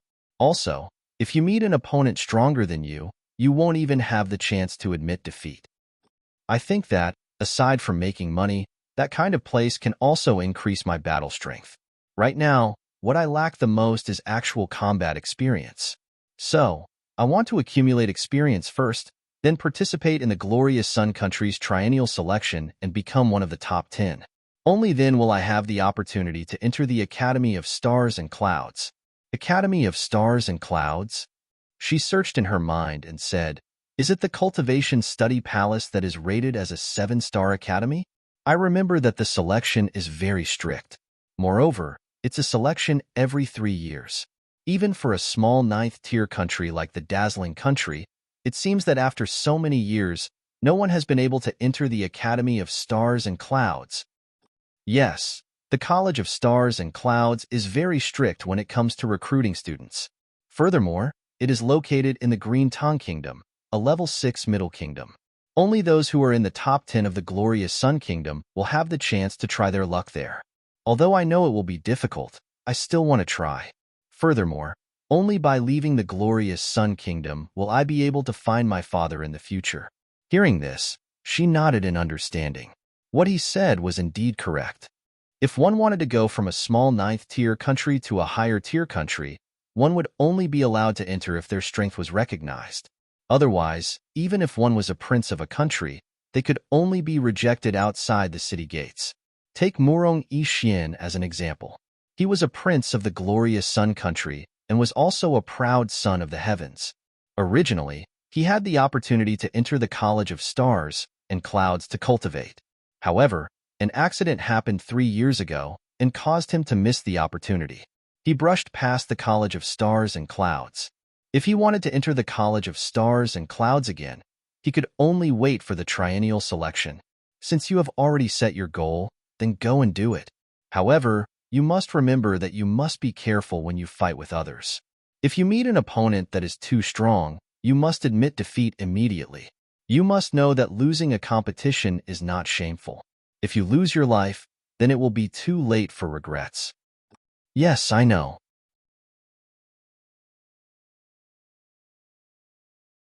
Chapter 133. Master. Lung Shuang called out, then nodded to Guan Shilin. Young master, how is it? Fengju looked at her and asked. Something has indeed happened in the Feng family these past 2 days. Elder Feng has been locked up. Locked up? Her brow slightly furrowed, and her voice unconsciously became louder. Yes, because it's a matter within the Feng Manor, very few people outside know about it.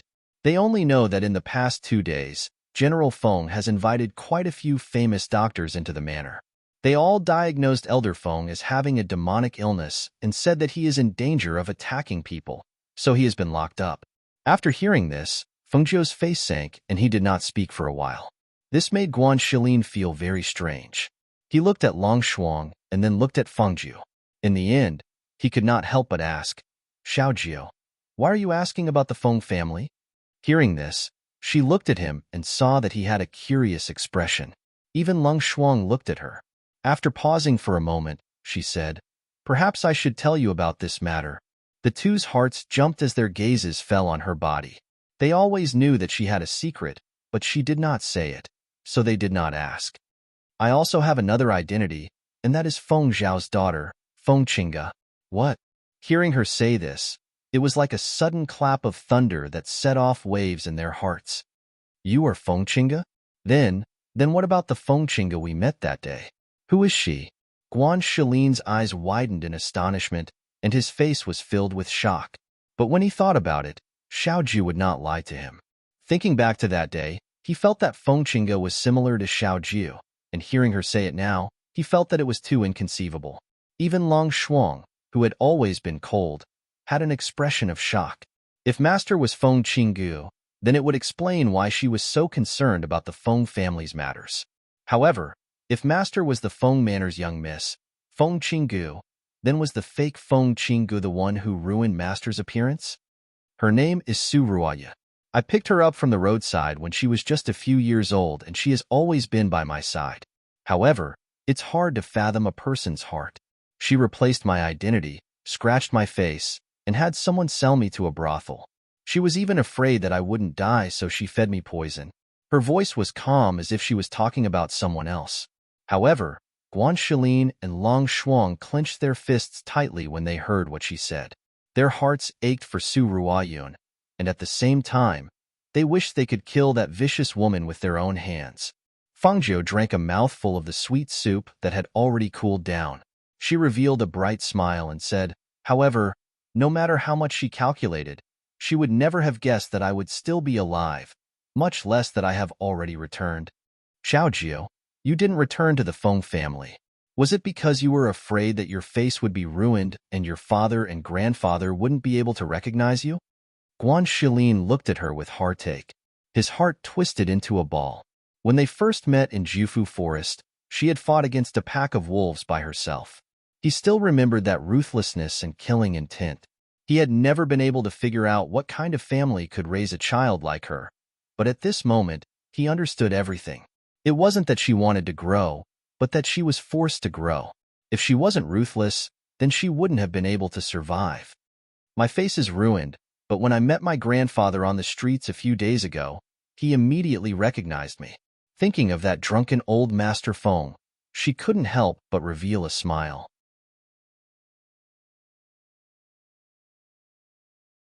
Chapter 134. Could it be that the rumor that the Feng Master has gone mad this time was caused by Su Ruoyun? Guan Shilin's eyes widened. He felt that woman was too scary. Since she stole Xiaojiu's identity, she did not treat her family as family and even schemed to harm them. That kind of woman should be hacked to pieces. She pondered for a bit and nodded. Grandfather couldn't have suddenly become like that after returning home. I think it must be her doing. I'll go take a look tonight. You want to sneak into the Feng Manor? But a place like the Feng Manor must be heavily guarded. I'm afraid it won't be easy to get in, he said with some worry, then continued. Besides, if you're caught, what if they think you're an assassin and kill you? You don't need to worry about that. With my current strength, sneaking into the Feng Manor is no problem. Her voice was filled with confidence. Looking at him, she said, I'll take care of this myself. You don't need to worry. We'll talk about it after I visit the Feng Manor tonight. Then you must be careful. Guan Shilin worriedly said, Master, do you want me to go with you? Or provide support outside? Long Shuang asked. No need. She stood up and said to the two, You two wait at home. I'm going back to my room to cultivate. You don't need to call me for dinner. After saying this, she turned around to go back to her room. Then she stopped and looked at Long Shuang. My brother is going to the black market arena. Go tell them to take care of him later. Yes. Long Shuang replied. After watching her enter her room, he looked at Guan Shilin. Young master, you're going to the arena? That's right. I want to go there and test my skills. His voice was filled with eagerness. His eyes lit up as he said, Also, I want to enter the Academy of Stars and Clouds. That's why I want to enter the top 10 in the glorious Sun Country in the competition held every 3 years. The Academy of Stars and Clouds accepts students every 3 years. Right now, you have 1 year to prepare. As she said this, she looked at him and said, However, it's very strict. Elites from all over the country are gathered in one place. Are you sure you can enter the Academy of Stars and Clouds in 1 year? I will definitely enter. His voice was filled with determination. His eyebrows were filled with confidence. After returning to her room, Fangzhou entered the space. When night, the Feng. They only saw Feng Xiao, who was sitting on the main seat. After hearing Murong Yixian's intentions, his face turned ashen. He angrily slammed his palm on the table and roared loudly, "Say that again." Murong Yixian's handsome face was filled with guilt and apology. He stood up and said seriously, "Uncle Xiao, I know it's hard for you to accept, but this is something I've decided after careful consideration. I've also told Xingu about this."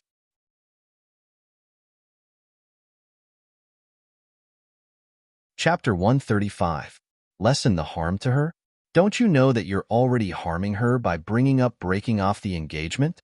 Feng Xiao glared at him angrily and stood up to criticize. You two can be considered childhood sweethearts and loved each other since you were young. I originally thought that you two would get married this year, but now you actually want to break off the engagement. Tell me, are you worthy of Qinggu? Fangzhou, who was on the roof, looked at the furious Feng Xiao. This was her father, a father who loved his daughter as much as his own life. However, because of this excessive pampering, he never suspected that his daughter had changed. In his opinion, no matter what his daughter did, it was the best. Towards him, she really couldn't describe how she felt. Was she disappointed? She couldn't be. After all, he didn't know that she had been swapped, right? No matter how she looked at it, he was a good father, a father who loved his daughter dearly. She took a deep look at him before she shifted her gaze away, and her gaze landed on Murong Yixian. She didn't think that he would actually come to break off the engagement. However, this had nothing to do with her right now. She should first find out where her grandfather was locked up. Carefully moving the tile back to its original position, she took a deep breath and quietly left, heading towards the backyard. Relying on the memories in her mind, she was very familiar with the Feng manor and easily arrived at her grandfather's courtyard. In her opinion, even if the old man was locked up because of his madness, he could only be locked up in his courtyard. After all, with her father's filial piety to her grandfather, it was impossible for him to mistreat him. "Let me out. Let me out. This old man will kill you. You're a vicious woman. Vicious woman." Before she even got close, she heard the old man's roar from inside the room. Not long after, Su Ruoyun, dressed in a blue dress, walked out of the room. As she closed the door, she pretended to say to the two Phoenix guards, "Grandfather's health isn't good. You must look after him carefully."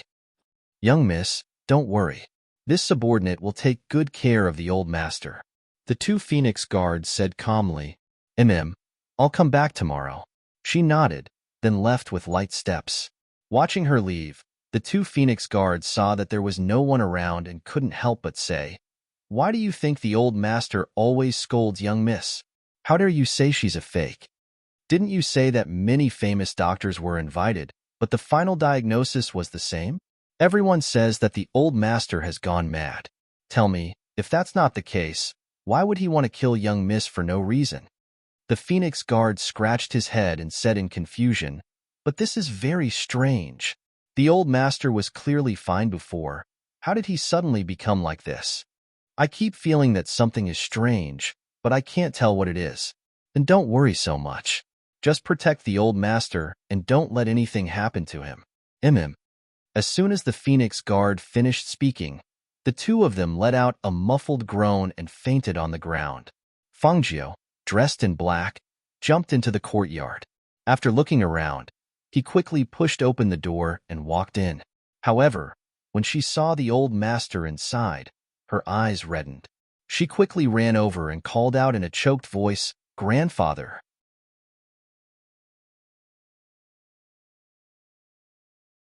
Chapter 136. I'll kill you. I'll kill you. Let me out. Let me out.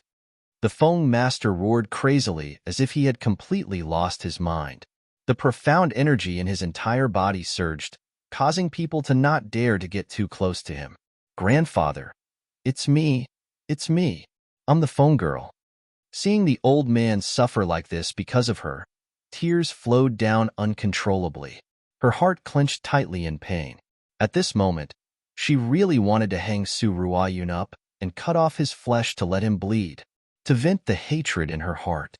"I'll kill you."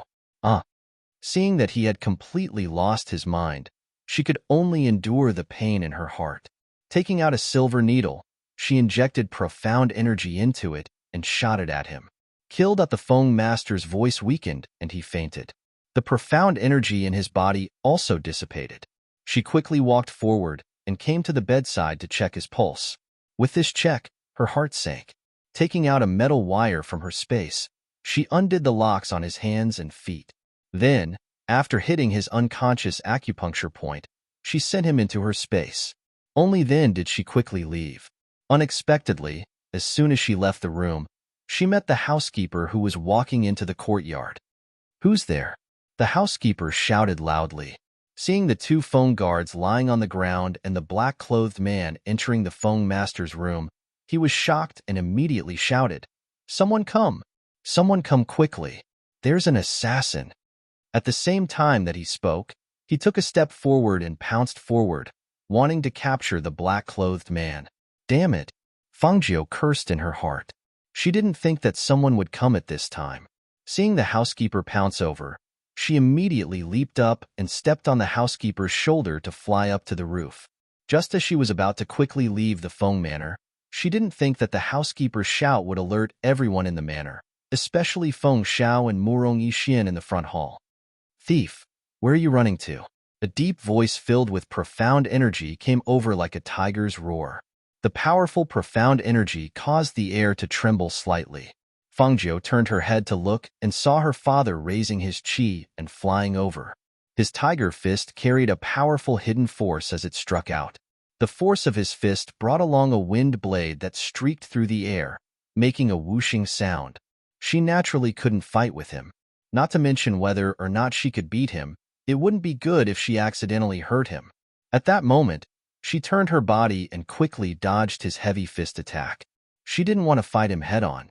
Instead, she chose to quickly retreat and leaped out of the residence. "Catch that thief!" Feng Xiao shouted. When he saw Murong Yixin standing in front of the man in black, he hurriedly turned around and walked into the room. When he didn't see his father's figure in the room, his heart sank. "Where's the old master?" The housekeeper hurriedly followed. But when he saw that there was no one in the room, he couldn't help but be startled. He hurriedly said, "Just now when this old servant entered the courtyard, I only saw the man in black come out of the old master's room, but I didn't see the old master. Search. Find them for me right now." He shouted loudly and looked at the two people fighting on the roof. "You must catch that thief." It wasn't good for her to fight with her father, but she wouldn't be polite with Murong Yixin. Moreover, she had long wanted to compete with Murong Yixin, who was known as the #1 genius of glorious Sun Country. Thus, every move she made was ruthless and filled with killing intent. Shio. Bang bang. Seeing that the man in black skills were not inferior to Murong Yixin's, Feng Xiao was secretly shocked.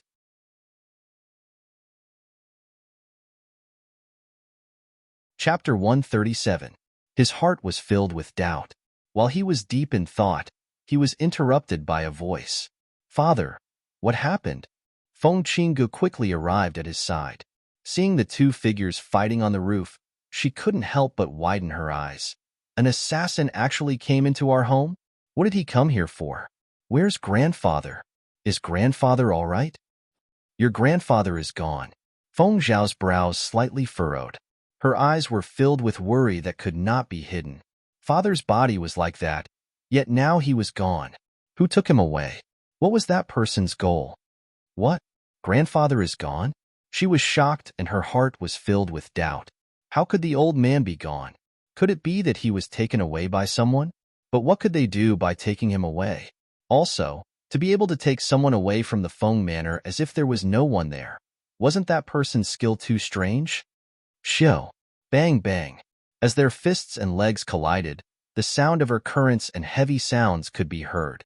The two figures, one black and one white, were both suffused with profound energy aura. Both of their attacks were merciless and every move was ruthless, causing the people below to involuntarily tremble in fear. While he was inwardly shocked by the black-clothed man's skills, he saw the black-clothed man turn his body and kick sideways. The leg that swept past even had a visible swift and fierce airflow condensed as it kicked towards Murong Yixin at a speed that was too fast for the ears to cover. Murong Yixin groaned. His body lost balance and fell from the roof to the ground. He quickly adjusted himself and balanced his body as he landed. However, because of the speed and force of the fall, he still could not help but take a few steps back before he could stand firm. After he steadied himself, he looked up again and saw the black figure on the roof sweep over him. That gaze actually made him feel a bit familiar. For a moment, he was stunned and absent-minded. Quickly chase after him. Feng Xiao saw the black-clothed figure quickly leave. That black-clothed figure quickly disappeared into the night. She immediately ordered the guards to chase after him. With the speed of the Feng Manor's guards, how could they catch up to Fengjiu? Ever since she left the Feng Manor, she did not stop and quickly left the people behind her far behind. Only when she returned to the vicinity of the courtyard did she bring out the old man from her space. Supporting him, she leapt into the manor and into the inner courtyard. Xiaojiu, what do you think? Guan Shilin and Leng Shuang were waiting for her in the courtyard. As soon as they saw her return, they hurried to welcome her. He's all right. She handed him over to him and said, help him into the room first. Leng Shuang, you keep watch in the courtyard. Yes. Leng Shuang answered and stood guard in the courtyard. After entering the room, Guan Shilin placed the old Master Feng on the bed. Looking at the unconscious and emaciated old Master Feng, he could not help but turn to Fengjiu. Xiaojiu, what happened to your grandfather? Why are you so haggard? Fengjiu walked out from behind the screen. She had already changed into her casual clothes. After washing her hands, she walked over and said, Brother, get me a basin of water first. As she spoke, she sat down on the side of the bed and once again examined her grandfather's body. She then took out her silver needles and placed them to the side. Guan Shilin fetched the water and placed it to the side. He then stood guard by the bed and did not disturb her. He watched as she took out her silver needles and pierced all 10 of her grandfather's fingers. She then placed them in the water and squeezed out the blood. Seeing that the water in the basin had been dyed black by the blood, he could not help but suck in a cold breath. That evil woman actually dared to use poison on your grandfather.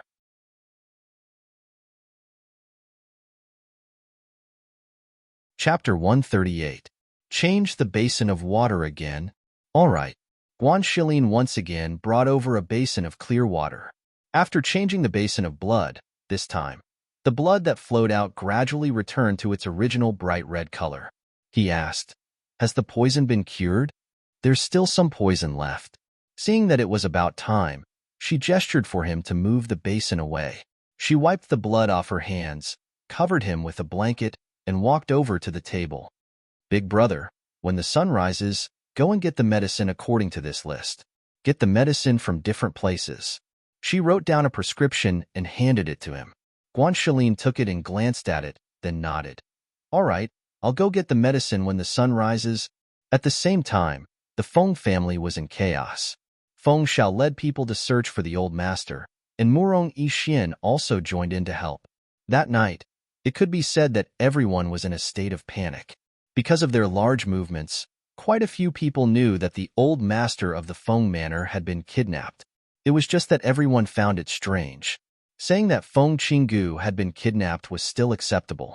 After all, she was the Feng Manor's beloved daughter, and she was an absolute beauty. But instead of kidnapping an absolute beauty, they kidnapped an old man. Also, they had recently been diagnosed with a demonic illness. Don't you think it was strange? Thus, there were many discussions. They wondered if it was an enemy of the Feng family, or if it was an enemy of the old Master Feng who did it.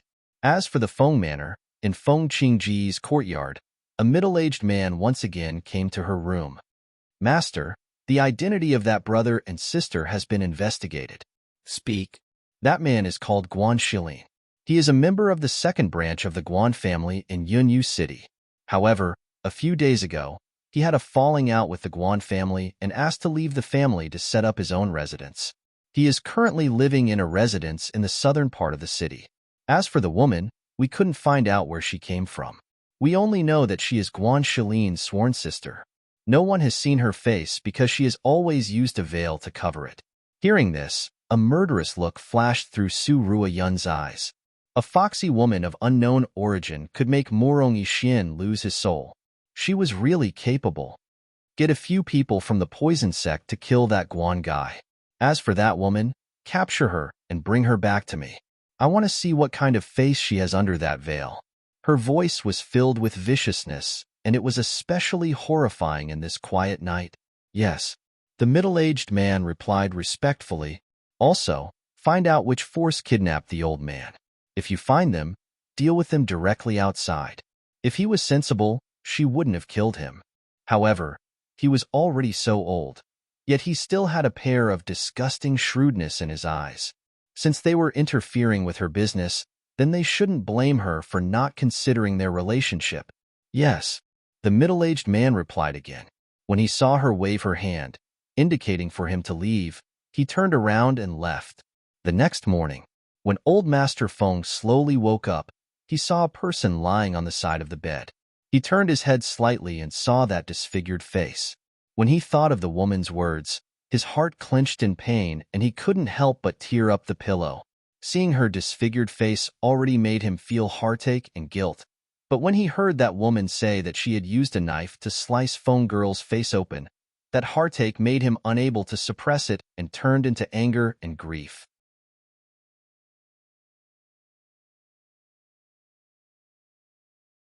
Chapter 139. His skinny hand trembled as he reached out, wanting to gently touch the scars on her face.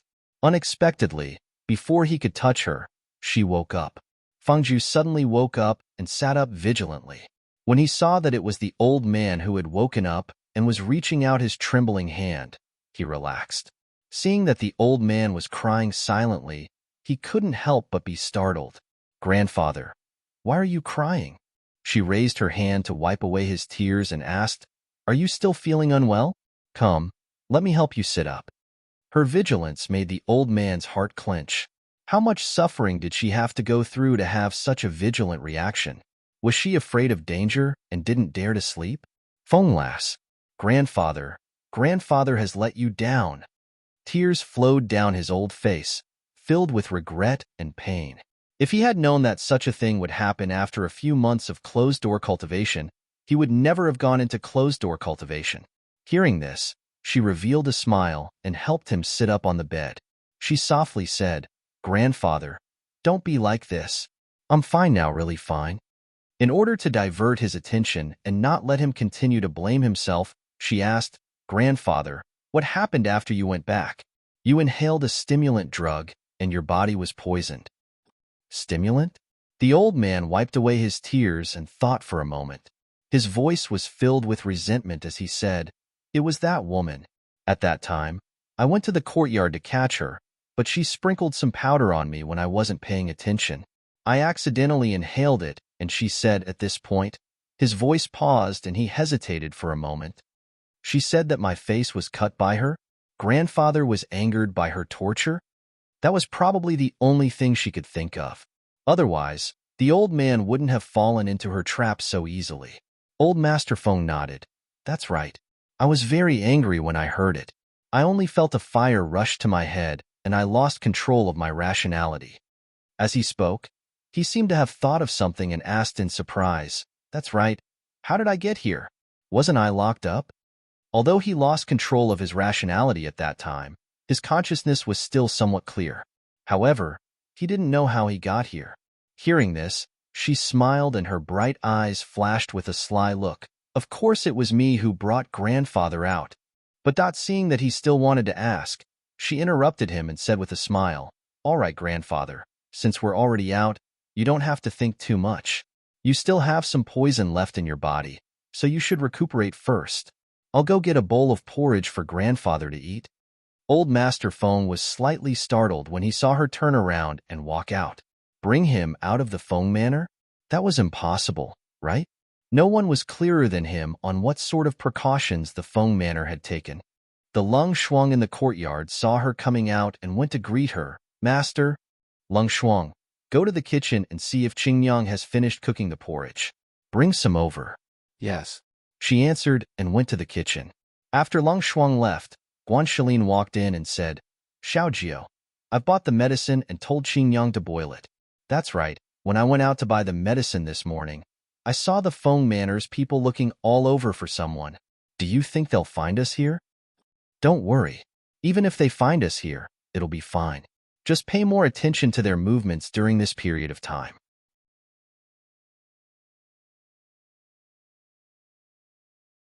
Chapter 140.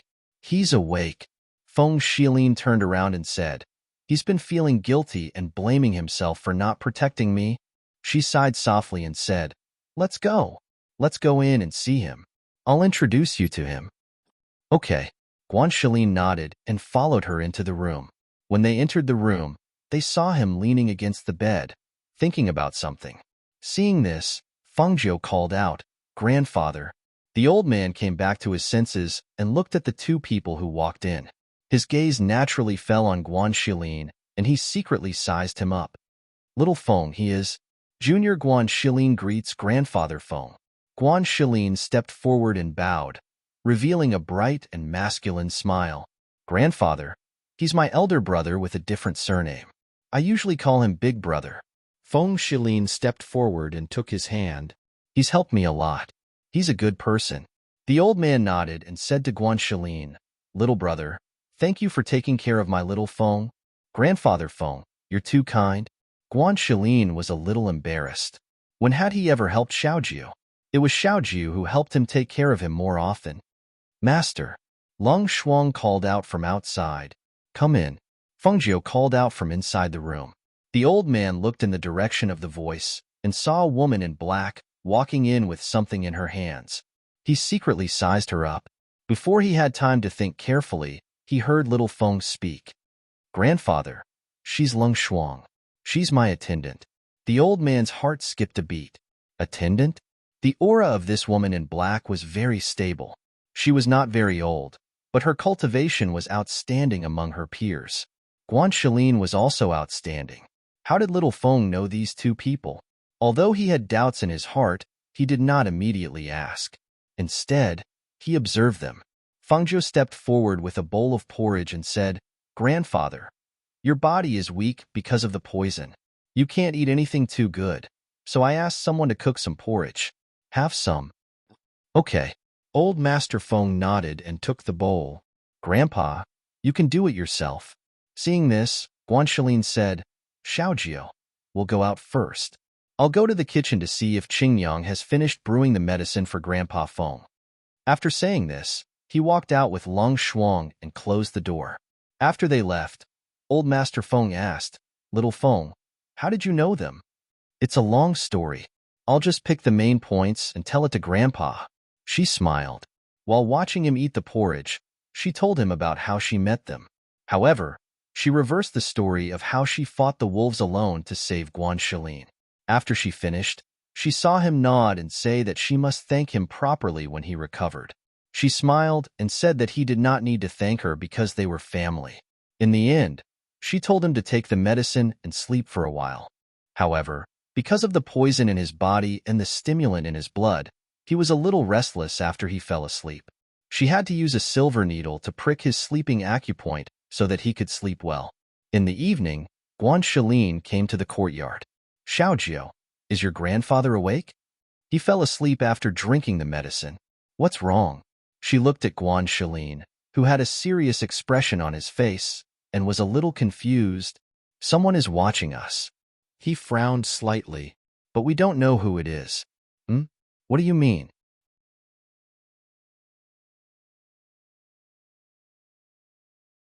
Chapter 141. Guanxilin said in a low voice, Someone is keeping watch outside the mansion.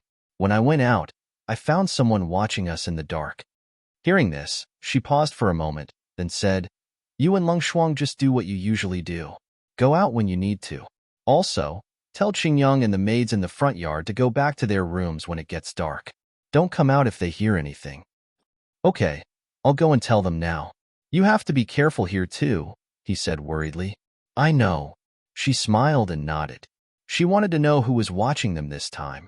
After all, ever since the Su mansion was destroyed, The various powers in Unwavering City had been well-behaved and didn't dare to cause trouble. Although she didn't know who it was, she believed that she would find out soon enough. At night, the mansion was quiet. The maids in the front yard had already locked their doors and windows and gone to sleep. In the backyard, after Fangjiu sealed her grandfather's sleeping acupoint, he went to sit in the middle of the yard and played chess with Guan Shilin. Lung Shuang stayed in his room and didn't come out. Perhaps they felt that the people in the house were nothing to be afraid of. So after the 8 black figures quietly sneaked in, they rushed straight to the master's courtyard in the backyard. As soon as they entered the backyard, they jumped over the wall and saw 2 people sitting in the courtyard playing chess. "Kill the man and bring the woman back," the leader of the men in black ordered in a low voice. As soon as he finished, several figures flashed out from the dark and attacked the 2 people in the yard with swords in their hands. After hearing the men in black, Guan Shilin and Fangjiu looked at each other.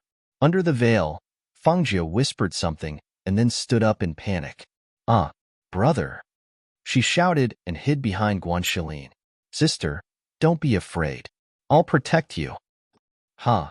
Guan Shilin shouted and punched the 2 men in black with all his strength. With 2 loud bangs and the sound of bones breaking, the 2 men in black flew out and crashed into the corner of the wall. They didn't even have time to scream before they died. Seeing him take care of the 2 men in black with one punch, Fangjiu couldn't help but twitch her mouth. He had clearly told him to hold back a little, but he had used all of his strength. With his current fist strength, a punch with all of his strength was not something that anyone could withstand. Guan Shilin shouted as he stood in front of Fangjiu to protect her. However, he did not forget their plan. When he saw one of the black-clothed men coming at them with a sword, he pushed Fangjiu aside and jumped behind the 2 men. Then, he punched them twice. This time, the necks of the 2 black-clothed men were shattered by his punches. A blood-curdling scream sounded, followed by the sound of the 2 men in black falling to the ground. Seeing this, the leader's face turned ugly. He stared at Fangjiu fiercely, and in the next moment, he jumped over Guan Shilin to capture her. In his opinion, that man was too strong and not suitable for a head-on confrontation. But this woman was different. She didn't have any profound energy fluctuations and was just an ordinary person. Since Master ordered to capture her, then he would capture her and bring her back. Brother, save me." Fangjiu cried out in alarm.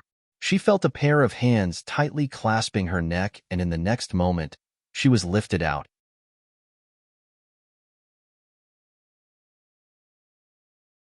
Chapter 142. "Sister," Guan Shilin exclaimed. Because he was being held back by the remaining men, he was unable to catch up. His face was filled with anxiety as he shouted, "Let her go." The black-clothed men tried to stop him again. Seeing that the leader of the black-clothed men had disappeared, the anxiety on Guan Shilin's face dissipated. He glanced sharply at the black-clothed men and sneered, "Do you think you can stop me with just the few of you? Don't you know how strong you are?" As soon as his voice fell, his figure suddenly attacked like a ghost. The powerful and vigorous profound strength aura all over his body surged, causing his body to faintly float with a frightening power. At the place where he swung out his fist, it formed a swift and fierce air current, causing the few black-clothed men's faces to change. Not good. They wanted to retreat, but they were not as fast as Guan Shilin. One of the men in front of them was punched in the chest by him. Immediately, the sound of bones breaking could be heard. The man flew out and fell to the ground. His body twitched for a moment before he stopped breathing. The other man was grabbed by the neck. His whole body was lifted off the ground, and he struggled. With a cracking sound, the man's throat was broken before he could even scream. "Retreat! Quickly retreat!" one of the men exclaimed. His expression changed greatly. He did not even dare to continue fighting and turned to leave. "Since you're here, do you think you can still leave?" Guan Shilin snorted coldly. He finished off the men in a few moves.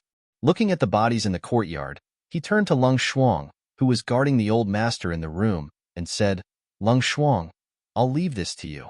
I'll follow them and have a look." "Okay." Lung Shuang opened the door and looked at the blood-stained courtyard without even blinking. As for the other side, the person in the lead brought Feng Ju to a house. As soon as he entered the house, 7 or 8 black-clothed figures walked out to greet him. One of them couldn't help but be surprised when he saw only Fengjiu had returned. "Why are you the only one left? Where are the others? That Guanxilin is stronger than I thought. The others were probably killed by him. Fortunately, I caught this woman." The man in black who was holding Fengjiu pushed her forward and watched as she staggered and fell to the ground. "You? Who are you? Why did you catch me?" Her voice trembled as she looked at the people around her with fear and panic. "We lost a few brothers to catch this woman. I really don't know what's so special about her."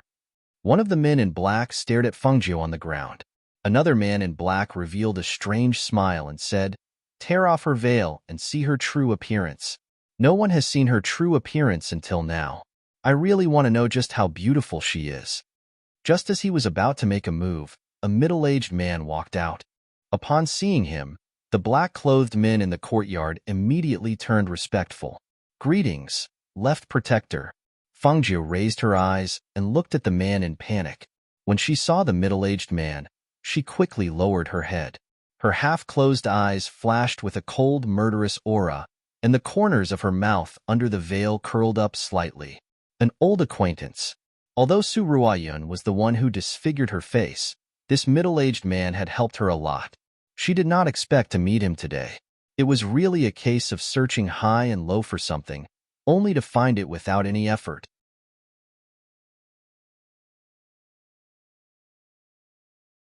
Chapter 143. "Yes," the man in black responded. He had long wanted to remove her veil to see her true face, and now, he finally had the chance. Seeing the man in black striding over, Fengjiu's hand pressed on her calf without leaving a trace. She looked towards the middle-aged man and stared at him with her eyes slightly curved, as if she was smiling. Seeing this, the middle-aged man's brows furrowed even deeper, feeling that this woman was very strange. Just as he was about to warn them, he saw the woman who had fallen to the ground suddenly leap up. A dagger with a cold glint twirled in her hand, and in the next moment, the sharp blade was suffused with a cold, murderous aura as it attacked the man in black in front of her. "Be careful!" A stern shout rang out, and the surrounding men in black instantly reacted, only to see the man in black who was bending over to pull off the woman's veil stiffen and fall down with a muffled groan. Bang! You! The man in black who had abducted her earlier widened his eyes in astonishment as he stared in disbelief at the woman whose aura had changed abruptly. The previous frailty had been replaced by fierceness. Originally, she did not have a trace of profound energy aura, but at this moment, she was just standing there, and her body was surging with a strong, profound energy that was visible to the naked eye. That profound energy aura was even more intense than any one of them. Those eyes, which were originally filled with panic and fear, were now slightly narrowed as a demonic and ostentatious aura flickered in her eyes. If he had not seen it with his own eyes, he would not even dare to believe that the woman in front of him was the same person as the frail-looking woman from earlier. Fengjiu stood there, fiddling with an exquisite and sharp dagger in her hand. Her half-narrowed gaze swept past the men in black and finally landed on the middle-aged man. "I didn't expect to meet an old acquaintance. What a surprise!" Hearing this, the middle-aged man's voice deepened as a glint flashed across his eyes. "Old acquaintance? Since it's an old acquaintance, why is your distinguished self wearing a veil and not daring to meet others?" She chuckled. Her bell-like laughter was crisp and pleasant to the ear, appearing extremely clear in this tranquil night.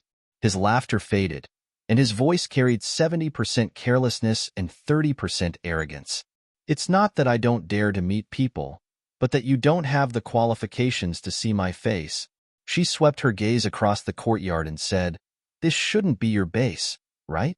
I'm curious as to how many hidden forces Su Ruoyun has."